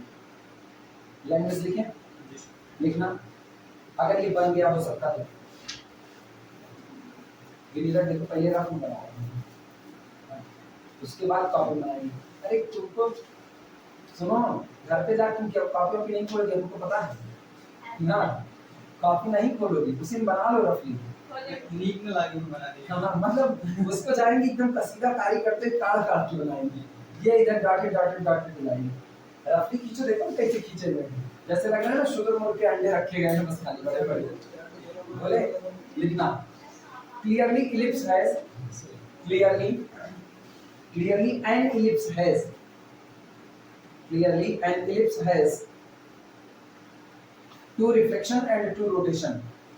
Clearly an ellipse has two rotation and two reflection. R0 R1 T HB वाला अभी लिखा दो। Clearly an ellipse has two rotation and two reflection.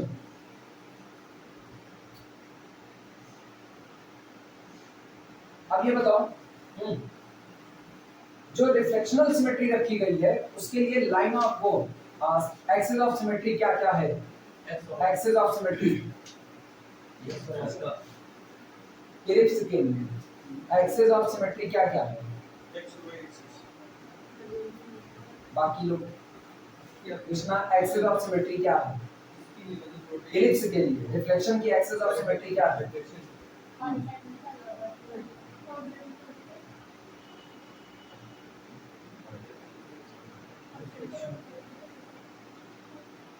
सोच के जवाब दो।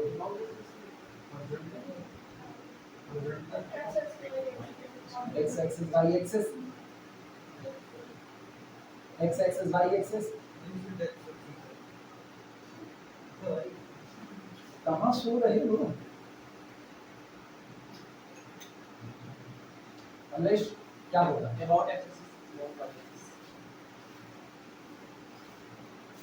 Minor axis major axis. हाँ about minor axis major axis. अब आए लाइन पे ना, इधर ऐसा कुछ लिखा नहीं गया, ऐसा कुछ अभी नहीं लिखा गया, तो अभी वो गलती ना कर। अरे ये इलिप्स हम इसको स्पेस में चाहे जहां बनाते हैं, तो कुल मिला करके ये स्पेस में चाहे जहां बना है, अगर मुझको इसके अबाउट सिमेट्री देखनी है कि इसका एक्सिस ऑफ सिमेट्री क्या होगा, तो मेरे पास दो ही रास्ते हैं, एक कौन सा मेजर एक्सिस और एक कौन सा माइनर एक्सिस, बस दो ही। इसीलिए तुम इंतजार कर रहे हैं कौन कौन सा था। लिखना क्या लिखा गया? An ellipse has two rotational and two reflectional symmetries. हो गया? लिखना these two reflectional symmetries, ये जो दोनों आए हुए हैं, these two reflectional symmetries are along H और V वाले, these two reflectional symmetries are along major axis and minor axis. These two reflectional symmetries are along major axis and minor axis. हो गया? Therefore, set of symmetries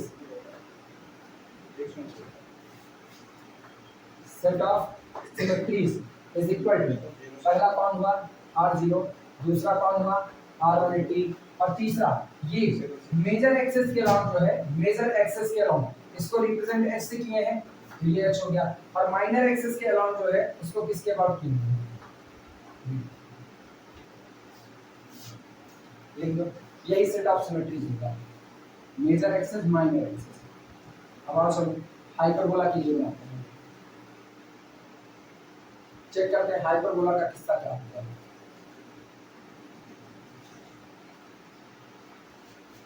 ये हटा दें,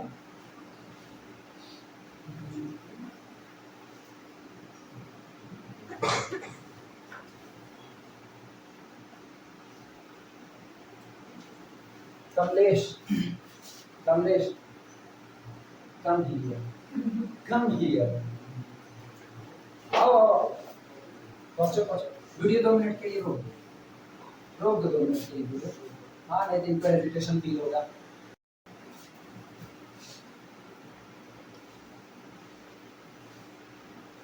चलो बनाने की शुरुआत करते हैं।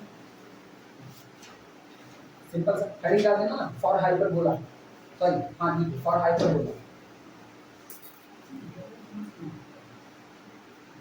और इंटरमीडिएट में चलते हैं, इंटरमीडिएट के हिसाब से बना रहे हैं।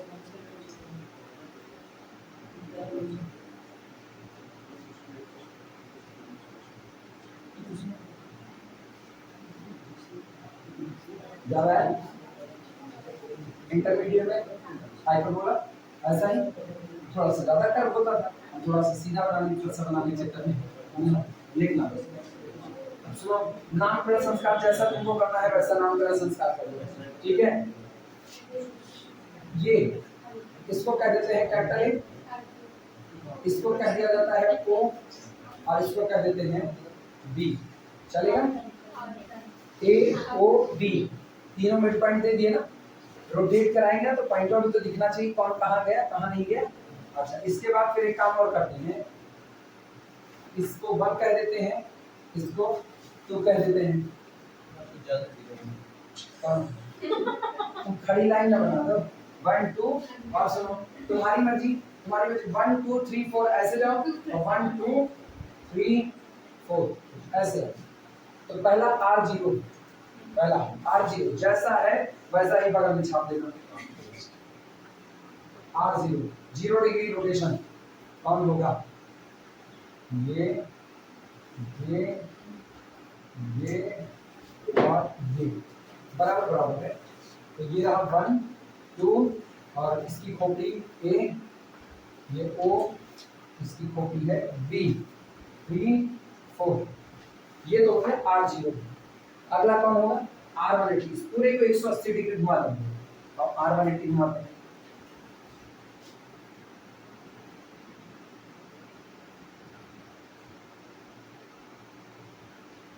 One two A O B 3 4 R180।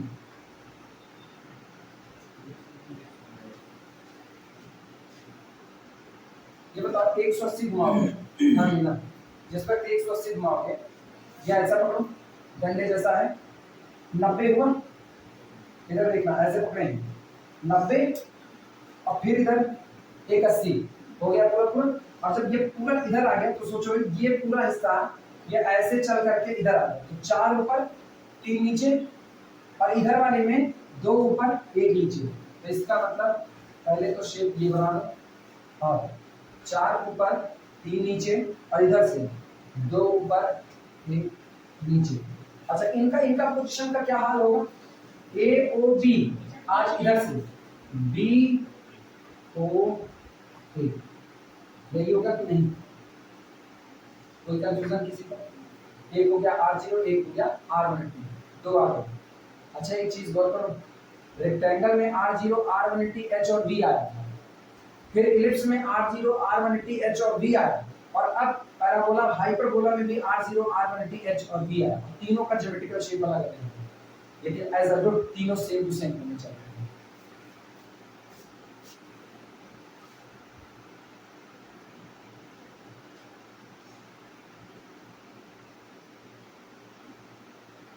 A O B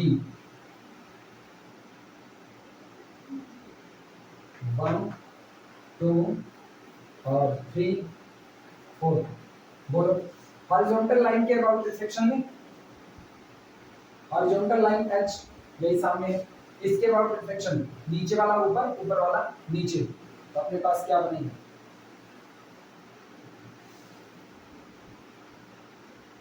A O B अपनी पोजीशन बरकरार रखेंगे, 2 ऊपर 1 नीचे, यहाँ पर फ्लिप करो 4 ऊपर 3 नीचे, ये रहा हॉरिजॉन्टल रिफ्लेक्शन। एक और वर्टिकल रिफ्लेक्शन बना दो, यूं फ्लिप कर दो बस करेंगे।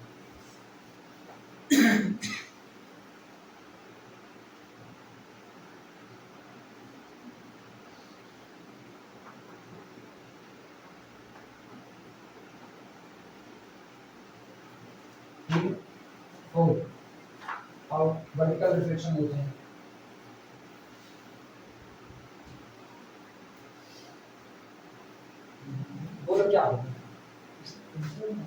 ये रहा, ये फ्लिप करना है तो 3 4 इधर चला गया, 3 4, अच्छा 3 4 उधर गए तो बी भी तो रुकेगा नहीं, बी ओ ए, और वो इधर आएगा 1 और यहाँ पर 2 rotation R0 R180, 2 reflection H और V। आगे वही बात लिख देना, set of symmetries is equal to, यही बात लिख देना, set of symmetries is equal to R0 R180 H और V। लेकिन ये केस आपकी बार लिखा जाएगा किसके लिए, हाइपरबोला के लिए। लिख दो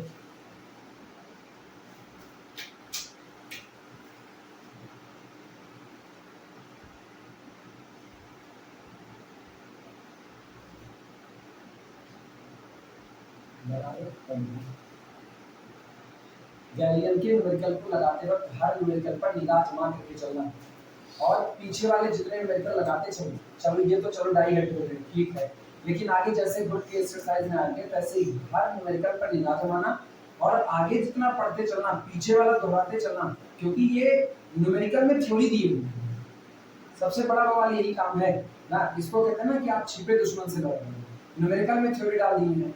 अब वो एज अ न्यूमेरिकल दिमाग में नहीं रहती, न्यूमेरिकल आदमी सोचता है ना चलो ठीक है जब जरूरत पड़ेगी फिर लगा लेंगे, थ्योरी को सोचता है ना फार्मूला याद रखना, थ्योरी में दिए होते तो थ्योरम याद होते हैं। अभी ये फार्मूला जो निकाले भी हैं जिसका अपने को इस्तेमाल करना वो भी न्यूमेरिकल में निकलवाए हम ही से, तो हम उसको एज अ न्यूमेरिकल पढ़ करके भूल जाएंगे, इसलिए वो भूलना नहीं है, ये याद रखना है क्योंकि किस थ्योरम का इस्तेमाल कहाँ करेंगे भगवान मानते हैं, कुछ कहा नहीं जा सकता। एक को तो हम खुद मेल किए थे, खुद ही बताए, जब मेल किए तो पता नहीं खुद बताइए या जो भी असिस्टेंट को मिला के मेरे पास मेल आया, हम आपकी बात सेव करके रखे हुए मेल को, अरे जब आप किसी से जवाब पाते, अरे उस क्वेश्चन का जवाब हम 3 जगह पर मेल किए, खन्ना एंड भांबरी में मेल किए, ठीक है, उसके बाद एक बीएचयू के प्रोफेसर हैं उनको मेल किए, लेकिन जवाब अपने को नहीं मिलता कहीं से। इनको इन्हीं की किताब का क्वेश्चन था, मेल किए, ज़्यादा नहीं मिलता है, 15 मिनट के बाद मेल आया, हम नहीं जानते वो मेल गैलियन में टाइप किया, उनके जो कमेटी वाले हैं वो टाइप किए, जो भी हुआ अपने पास मेल आया, उसमें बाकायदा उसका सॉल्यूशन भेजा, एक पीडीएफ भेजा, उसमें उसका सॉल्यूशन था। थोड़ी देर के बाद अच्छा हमको मिला, हम लगा करके उसको रख लिए, फिर थोड़ी देर के बाद एक और मेल आया, तो उस मेल में एक होता है ना बड़ा राइटर किस हिसाब से सोच रहा होता है, हम तो ये भी नहीं कहते गैलियन है भी कि नहीं है, वास्तविकता है ये भी नहीं जानते, कभी सर्च नहीं किए, उसमें लिखा हुआ है मतलब जो उसकी हिंदी है उस हिसाब से कि हम इसके लिए अपोलोजाइज करते हैं, मतलब ये न्यूमेरिकल यहाँ नहीं होना चाहिए था, इसको 2 चैप्टर के बाद होना चाहिए, तो एक थ्योरम बताएंगे, उस थ्योरम में काफी आसानी से लग जाता है, यहाँ इसकी कोई जरूरत नहीं। मैं अगले एडिशन में हम इस बात का ख्याल रखेंगे कि न्यूमेरिकल यहाँ ना रहे। ये होता है मतलब आप लिखे, एक मेल गया, आपने न्यूमेरिकल को देखा और आपने कंसीडर किया कि मतलब ये न्यूमेरिकल वास्तविकता में यहाँ नहीं, कौन जरूरत थी दोबारा मेल करने की, हम कहते हैं टीम नहीं किया, कोई जरूरत नहीं थी उसको मेल करने की, यहाँ 3 लोगों को मेल करके बैठे हुए थे, तीनों लोगों ने जवाब नहीं दिया, तीनों लोगों ने जवाब नहीं दिया, और एक जिसकी किताब है उनको मेल किए वो जवाब दिए, मेरे लिए बड़ी बात है ना। हम वैसे भी छोटे शहर के रहने वालों के लिए छोटी छोटी बात बड़ी नहीं होती ना, अपने लोग वो थोड़ी अम्मी जान कहती हैं, ऐसा नहीं चल सकता है, अपने लोग वाले इसी चीज हम मेल किया यही बहुत था, हम उसको सेव करके रख लिए। ऐसे विकिपीडिया में एक बार डोनेशन मांग रहे थे, तो विकिपीडिया वाले मांगने का तरीका अच्छा मार्केटिंग ही करें, कई लोग कहते हैं ना मार्केटिंग स्टडी है, ऐसा नहीं वैसा नहीं, ठीक है हम हिंदुस्तानी भाव किसी को कहते हैं वो भी अच्छा होता है, ये वो भी ठीक है। विकिपीडिया जब ओपन करते थे तो वो ऊपर दिखते थे, लिखते थे मतलब हमको ये कहते हुए शर्मिंदगी से महसूस हो रही है, लेकिन फिर भी हम चूंकि कोई ऐड आपको नहीं दिखाते, वास्तविकता है विकिपीडिया पे आपको कोई ऐड नहीं मिलता, बाकी कोई साइट खोलो आपको ऐड मिलेगा, तो कहे हम आपको कोई ऐड नहीं दिखाते और हम कंटिन्यू प्रयास करते रहते हैं आप तक अच्छी सूचनाएं पहुंचाने का, इसीलिए हम आपसे थोड़ा सा डोनेशन चाहते हैं, हम क्राइसिस में रन करते हैं। एक दिन हम देखे इग्नोर कर दिया, हमने छोड़ यार हमारे पास इतना पैसा नहीं है, दोबारा फिर मेल आया तो कहा हम आपको सेकेंड टाइम ये मेल दिखा रहे हैं, अगर आपको इसको इग्नोर करना आप इग्नोर कर दीजिए, हम क्राइसिस में चल रहे हैं इसलिए ये मेल हम आपको दिखा रहे हैं, हम शर्मिंदगी महसूस कर रहे हैं। दोबारा उसको देखा ना बंद कर दिए साइट, तिबारा ओपन किए, तिबारा वाले के ऊपर लिखा हुआ था अपोलोजाइज करते हुए, लेकिन उसके बाद फिर ना मेरी जितनी हैसियत थी उस समय के हिसाब से मेरे ख्याल से कितना था 300 की 350 जो उनके डोनेशन का प्राइस था उसी प्राइस के हिसाब से अपने को याद नहीं रखा हुआ है ना, पहले काफी पहले, तो उसके बाद उनको वो डोनेट किया, उसके बाद वो बाकायदा मेल भी पता है कंप्यूटर ही भेजा होता है, लेकिन वो व्यवस्था तो किए हैं, यहाँ तो सीधे में कोई बात नहीं करता है, वो भेजे हो उसके बाद फिर अपना धन्यवाद वगैरह जो दिया जाता है, धन्यवाद ये वो मेल भी सेव करेंगे। हिंदुस्तानी आदमी भावुक होता है।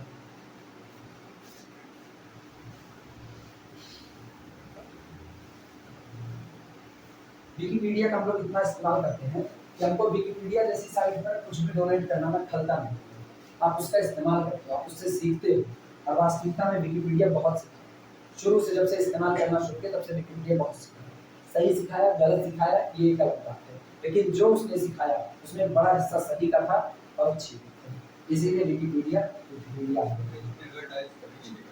कभी सोलह question. Problem number 16, consider N infinitely long strip. अरे पूरा का पूरा उसका एसएन का पार्टीशन पहली बार विकिपीडिया पे सीखे हुए थे ढंग से, क्योंकि कॉलेज तो जैसा था माशाल्लाह। Consider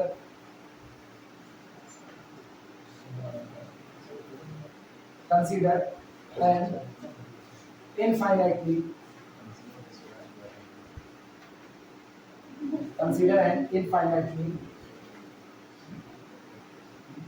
long strip of equally spaced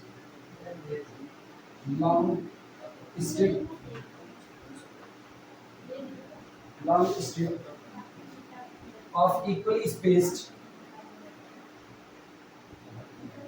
of equally spaced H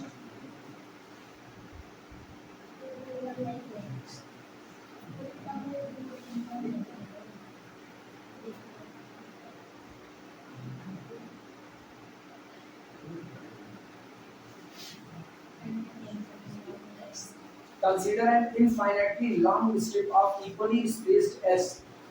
एक धागा टाइप का है, उस पूरे के पूरे धागे में ये धागा दौड़ रहा है माइनस इन्फिनिटी से प्लस इन्फिनिटी, मतलब ये इतना लंबा है आपको छोड़ नहीं जाएगा।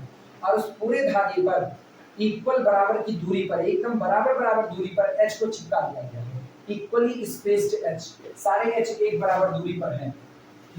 Describe the symmetries,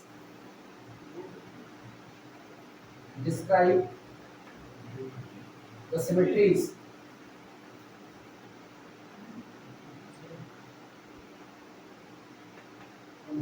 the symmetries of this strip ये जो स्ट्रिप खींची गई है, इस स्ट्रिप में किस टाइप की सिमेट्रीज होंगी आप उसको वर्णन कीजिए। Describe the symmetries of this strip. Full stop. आगे कह रहा है इस group of symmetries is the group of symmetries is the group of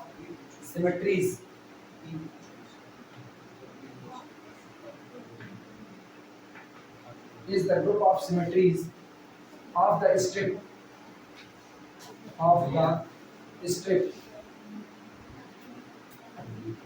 abelian is the group of symmetries of strip is abelian। क्या ये जो स्ट्रिप खींची गई है इस स्ट्रिप के सिमेट्रीज के लिए बना हुआ ग्रुप अबेलियन होगा या नहीं होगा? नोट करो फिर बताते हैं आगे।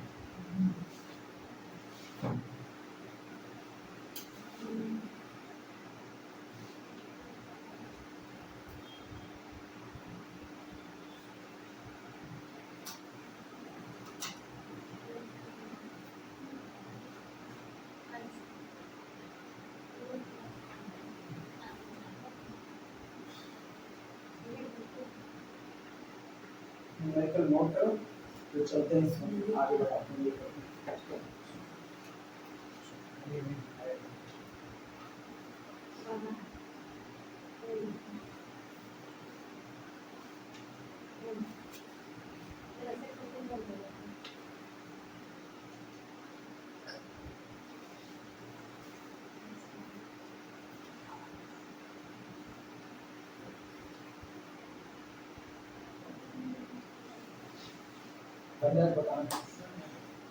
बन गया। चलो चेक करते हैं इसके पास कौन कौन सी सिमेट्रीज होंगी, कौन कौन सी नहीं होंगी।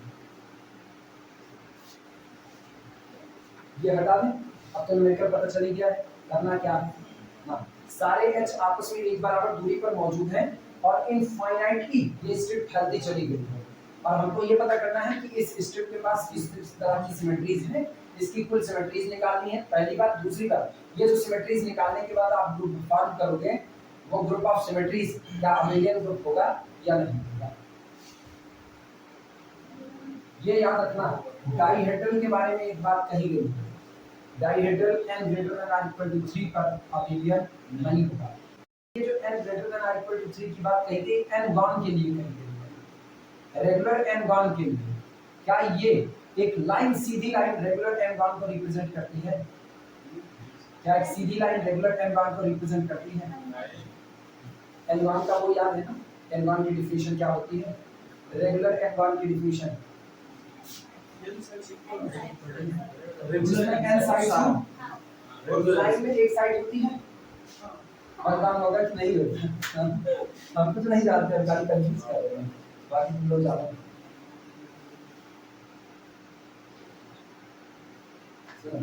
कुछ बनाना मत, सिर्फ देखते रहो।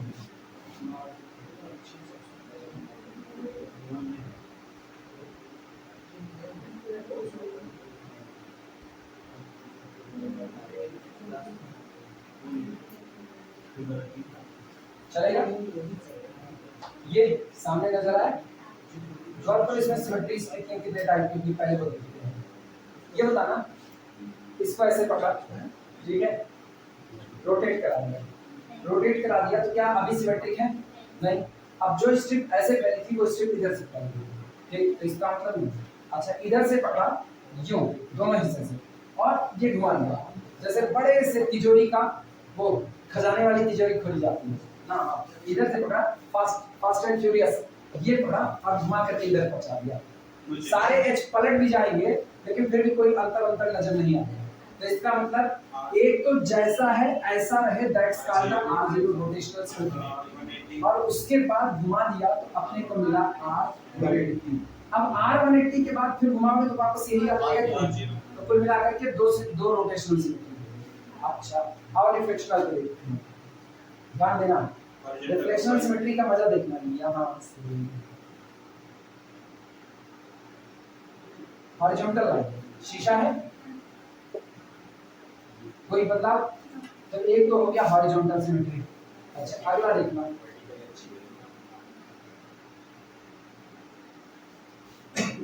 वर्टिकल।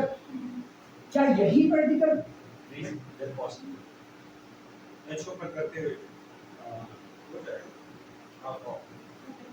वर्टिकल सिमेट्री आएगी कुल मिला, मतलब दो रोटेशनल दो रिफ्लेक्शनल मिल गए आपको। अच्छा, और कुछ? दो रोटेशनल दो रिफ्लेक्शनल मिल चुके हैं, और कोई सिमेट्रीज नहीं?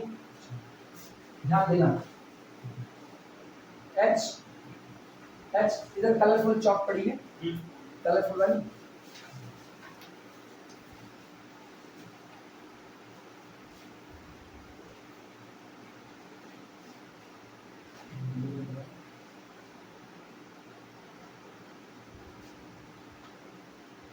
पता नहीं कैमरे में कितना आएगी,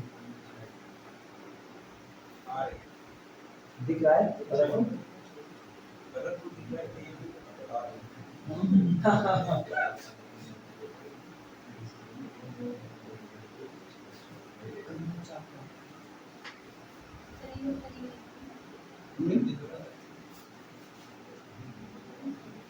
अच्छा, अब ये और गौर करना, अब ध्यान देना,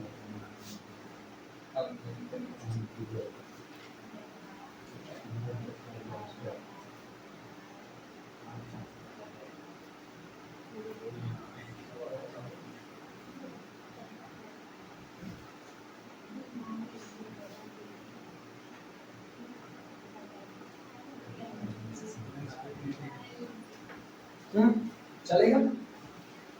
कुछ नहीं किया, ये पकड़ा, खींच दिया, और जब हम इसको खींच रहे हैं तो उस दौरान ये जो H 0 पर बैठा था ये इधर आ चुका है। तो गौर करना, वाइट है, H आया, इसके बाद कितने और वाइट हैं? 2, लेकिन अब उसके बाद सारे कैसे हैं? गया? हाँ, दिमाग चला, ट्रांसलेशनल सिमेट्री है। एक लाइन पर पिरोया गया है, और लाइन पर भी पिरोया कैसे गया है? दौड़ रहा है इंफिनिटी तक, फाइनाइट टाइम्स दौड़ा होता तो ये बात ना होती है। फाइनाइट टाइम्स दौड़ता, सोचो यहीं से काट दिए होते तो सारे एच इधर आते, वो सिमेट्रिसिटी थोड़े ना दिखता। लेकिन अभी की टाइम इनफाइनाइट टाइम्स दौड़ रहा है, कोई बदलाव जैसा भी नहीं होगा। अब ये बताना, रुको रुको, इस एच को लेकर आए, इसके आगे दो एच के आगे दो उज्जर एच, एच के पीछे कितने उज्जर एच, एक। यहाँ पर ये कौन होता, ये होता एच। अभी बताना इसके पीछे वाले सारे कैसे, येलो येलो डर्टी थे। क्या पैटर्न बदल चुका है कि नहीं बदल चुका है? जो पहले था अब तो वो नहीं है ना। नीचे वाला ऑलरेडी कलरफुल में अलग अलग नजर आ रहा है, ऊपर वाला अलग अलग नजर आ रहा है। शिफ्टिंग तो हुई है, लेकिन ऐसे नॉर्मली देखो तो क्या इस लाइन उस लाइन में कोई फर्क नजर आ रहा है? नहीं। इसका मतलब इसके पास कुल तीन टाइप की सिमेट्रीज होंगी। कौन कौन सी? पहली होगी ट्रांसलेशनल सिमेट्री, दूसरी होगी रोटेशनल सिमेट्री, रोटेशनल में दो होंगी, R0 की और कितने की, R180 की, और इसके बाद तीसरी जो होगी वो होगी रिफ्लेक्शनल। रिफ्लेक्शन एक होगी हॉरिजॉन्टल लाइन, एक होगी वर्टिकल लाइन। तीन सिमेट्रीज होंगी। और अपने को अब सोचो सिमेट्री का सेट कितने एलिमेंट रखेगा? 2 2 4 और एक इसका 5, 5 एलिमेंट रखा। सोच लो 5 के 6।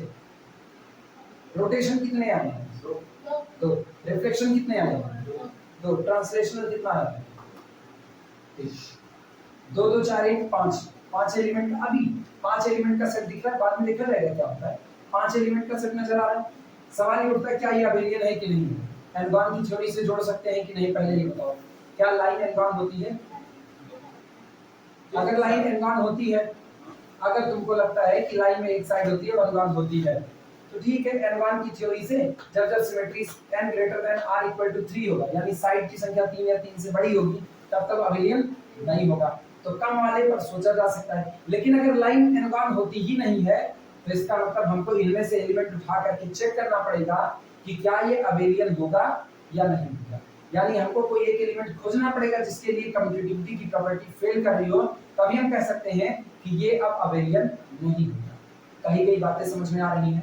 करना क्या है, पहले तो सारी सिमेट्रीज को इकट्ठा करो, और सारी सिमेट्रीज इकट्ठा करने के बाद उनमें एलिमेंट को लेकर के ट्राई करो कि क्या ये लोग कम्यूटेटिव लॉ को फॉलो कर रहे हैं या नहीं कर रहे हैं। अगर कर रहे हैं तो अबेलियन है, और अगर कम्यूटेटिव लॉ को फॉलो नहीं कर रहे तो ये अबेलियन नहीं हो सकता। क्लियर हुई बातें? लिखा जाए, चलो। 5 एलिमेंट लेके कौन सा सेट बनाएगा? यही तो ग्रुप थ्योरी है। ट्रांसलेशनल क्या होता है? तुमको सुनो, एक्चुअली अपने लोगों का दिमाग बन जाता है ना कि डाइहेड्रल का मतलब सिर्फ रोटेशन सिर्फ रिफ्लेक्शन नहीं। डाइहेड्रल का मतलब द ग्रुप ऑफ सिमेट्रीज। कोई दिया गया फिगर कितने टाइप की सिमेट्रीज रखता है उनका कलेक्शन, वो डाइहेड्रल ग्रुप है, ना कि एनगॉन के लिए बटोरी गई सिमेट्रीज का कलेक्शन। अभी समझ में आया? हाँ, अब तुम बोलो क्या कहेंगे। ट्रांसलेशनल क्या होता है? Position change represent. ट्रांसलेशनल चलना, या तो आगे किसके या तो पीछे किसके, ट्रांसलेट होने के बाद। अच्छा, सिर्फ आगे पीछे किसके ना ही ट्रांसलेटर नहीं, वो किसी भी डायरेक्शन में चले, उसको चलने की आपने एक direction the, that's called the translational. Translatory motion क्या होता था? फिजिक्स याद करो, ट्रांसलेटरी मोशन ट्रांसलेट करना, एक जगह से दूसरी जगह पर विस्थापित करना, यही तो ट्रांसलेट होता था। आज भी वही काम है, हम पूरे पैटर्न को उठा करके कहीं आगे विस्थापित कर दे रहे हैं, चाहे आगे बढ़ा दो चाहे पीछे या किसी डायरेक्शन में उसको चला दो, इसके बावजूद भी दिखने में कोई फर्क नहीं आ रहा। That's mean it is the translatory symmetry या ट्रांसलेशन सिमेट्री। क्लियर हुआ? चले लिखा जाए।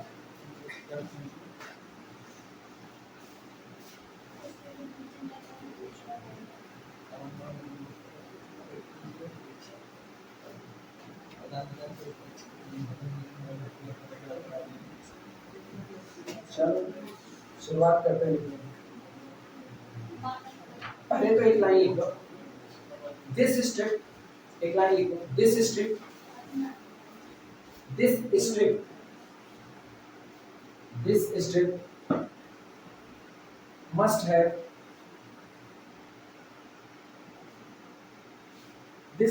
must have total 3 type of symmetries. This strip must have total 3 type of symmetries. This strip must have total 3 type of symmetries. पहला translational, दूसरा rotational, पहला translational, दूसरा rotational, तीसरा रिफ्लेक्शनल। ये जो भी स्ट्रिप आपको दी गई है ये तो 3 टाइप की सिमेट्रीज रखेगी। पहला रोटेशनल सिमेट्री, सॉरी पहला ट्रांसलेशनल सिमेट्री, दूसरा रोटेशनल सिमेट्री, तीसरा रिफ्लेक्शनल सिमेट्री। क्लियर हुआ? सबसे पहला नंबर डालना,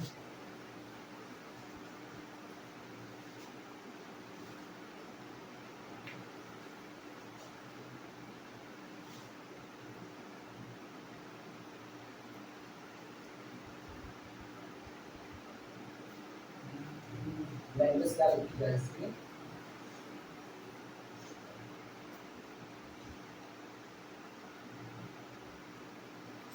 सोच के जवाब देना, क्योंकि हमसे ज्यादा ना लैंग्वेज तुमको सीखनी पड़ेगी। ऐसा नहीं सामने वाला पूछा बस आपने खिसका दिया, खींच लो इधर, खींच लो पीछे, नहीं।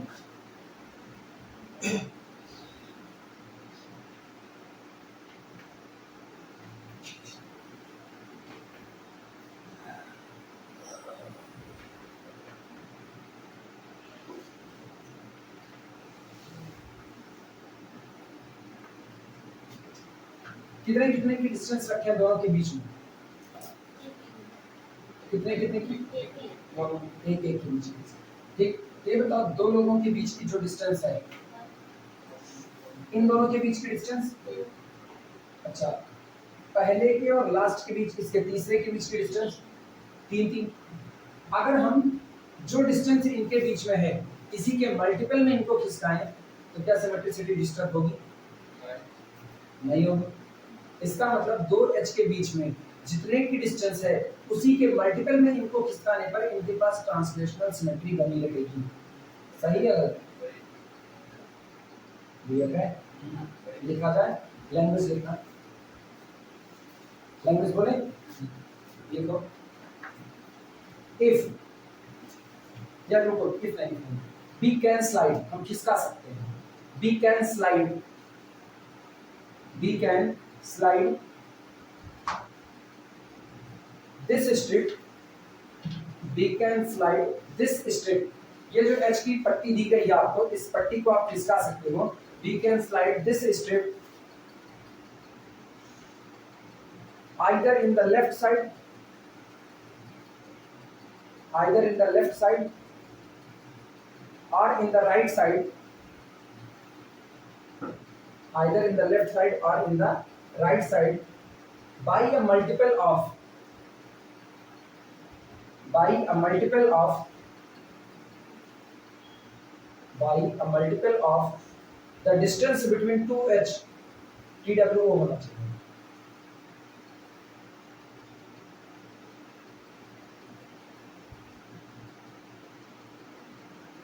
The distance between, in the multiply a multiple of the distance between 2h, लिखा गया। ठीक, अब एक फिगर बना लेना, एक फिगर बनाना है यही h वाला,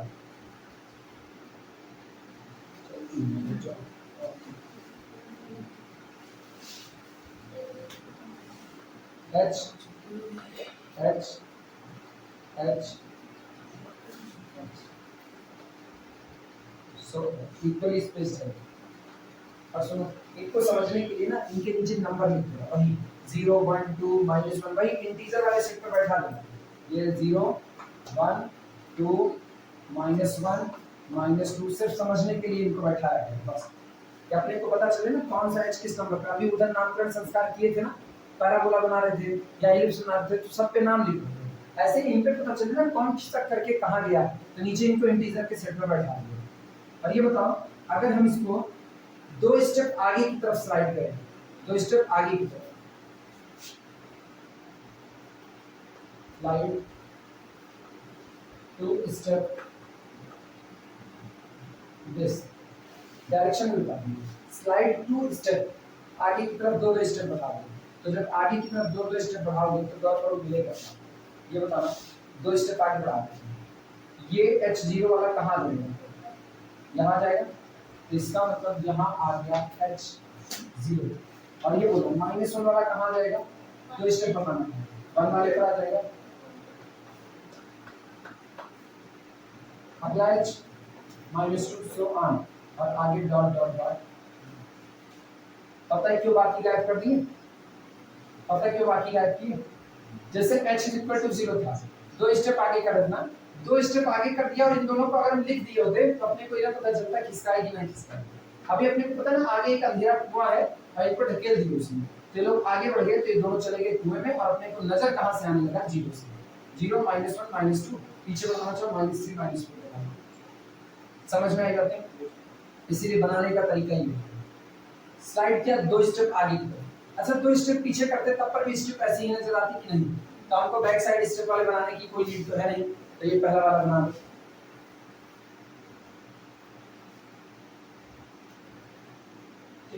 अच्छा अब हमको सोच करके ये जवाब देना।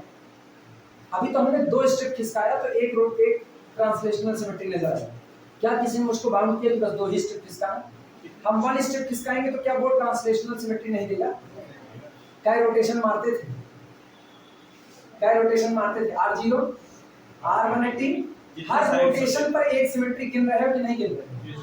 हर रोटेशन पर एक सिमेट्री गिन रहे हो, तो हर एक स्लाइड पर एक सिमेट्री गिनी जाएगी कि नहीं गिनी जाएगी? हर एक स्लाइड पर एक सिमेट्री गिनोगे कि नहीं? यार 0 डिग्री रोटेशन मतलब रोटेशन हुआ नहीं, 90 एक बार रोटेट किया 90 डिग्री वही मिल गया, तो पहला रोटेशन किस पर आया था? R90। फिर 180 पर घुमाए, फिर आपको वही फिगर मिल गया, दूसरा रोटेशन क्या कर दिया? R180। जय बार रोटेट कर रहे थे और आपको सेम फिगर मिल रहा था, तय बार आप उसको रोटेशनल सिमेट्री गिन रहे हो कि नहीं गिन रहे हो? ये बताओ, 2 स्लाइड खिसकाए और सेम फिगर मिल गया, क्या पहली ट्रांसलेशनल सिमेट्री है कि नहीं? कई यूनिट पर खिसकी। अब समझ की बात आ रही है? समझे? यही जो तुम लोग यही जो छोड़ दे, हम पूछे नहीं कई एलिमेंट लिया, 5 लिया, सब लोग उसी पे रुके हुए, 5 को लेवे किया, 5 एलिमेंट को लेकर के ग्रुप बनाया नहीं। अब तुमको पता होना चाहिए ये कितना लिया? इनफाइनाइट। इसके पास रोटेशनल रिफ्लेक्शनल तो उतने ही मौजूद थे जो गिनती के थे, लेकिन जब ट्रांसलेशनल की बात आई ना तो ये खेल गया। इसने कहा खिसकाते जाओ, हम तुमको खत्म होने नहीं देंगे। अब सोचना पहला कौन मिला? पहला ट्रांसलेशनल T0 मिला, खिसका ही नहीं, जहां था वहीं पर 0, मतलब अब डिग्री तो मुंह से निकलता है, डिग्री भी नहीं है, इसका मतलब आपने इसको खिसकाया ही नहीं, बिल्कुल नहीं। एक एक यूनिट शिफ्ट कर दो। अच्छा T0 मतलब नहीं खिसकाया तो इसको लेने की जरूरत नहीं, ये तो आपका रोटेशनल R0 है कि नहीं? पहला रोटेशनल R0। अच्छा उसके बाद एक एक स्टेप खिसका दिया, एक एक स्टेप खिसकाया, तो क्या हम उसको पहली ट्रांसलेशनल सिमेट्री T1 लिख सकते हैं? सबको कई यूनिट खिसकाया होगा, एक एक यूनिट आगे किया। आपकी बात 2-2 यूनिट आगे करो, क्या सेम फिगर रहेगा? T2। फिर 3-3 यूनिट आगे करो तो T3। लेकिन ये बताओ अभी किधर खिसका रहे हैं? राइट साइड में। अभी राइट भेज रहे हैं, तो राइट वाले को क्या हम T1 + T2 + T3 प्लस कह सकते हैं कि नहीं? कितने तरफ राइट साइड में खिसकाया है, तो इनफाइनाइट सिमेट्री ये हो गई। आपकी लेफ्ट खिसकाने लगो, लेफ्ट खिसकाने पर क्या सिमेट्रिसिटी डिस्टर्ब होगी? तो इसका मतलब T1 - T2 - T3 - so on, infinite translational symmetry रखेगा। किसी को कंफ्यूजन है तो बोले, माने इस बात को? तो ये पूरा का पूरा ग्रुप किस ऑर्डर का ग्रुप बन रहा है? इनफाइनाइट ऑर्डर का ग्रुप बन रहा है। पहले बड़ी बातें, चले लिखा जाए, एक्सेप्टेबल है? चलो फिर लिखते हैं। क्या लिखा गया पहले तो बता दो। We can slide this strip either in the left side or in the right side by a multiple of the distance between x. हुआ? लाइन चेंज करते हैं, बोले we can slide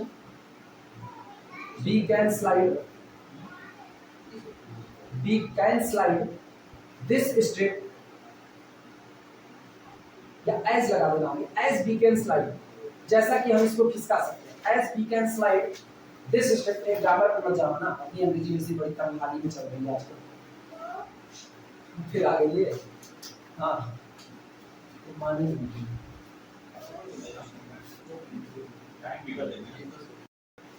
इस पे काम करना, जहां पर है जैसा है इसको इसी पर रोक दो, ठीक? इसके लिए हम स्टेप बाय स्टेप लिखा देंगे, अभी आज का टाइम पूरा पता है, कल इसको लिखाएंगे, ठीक है?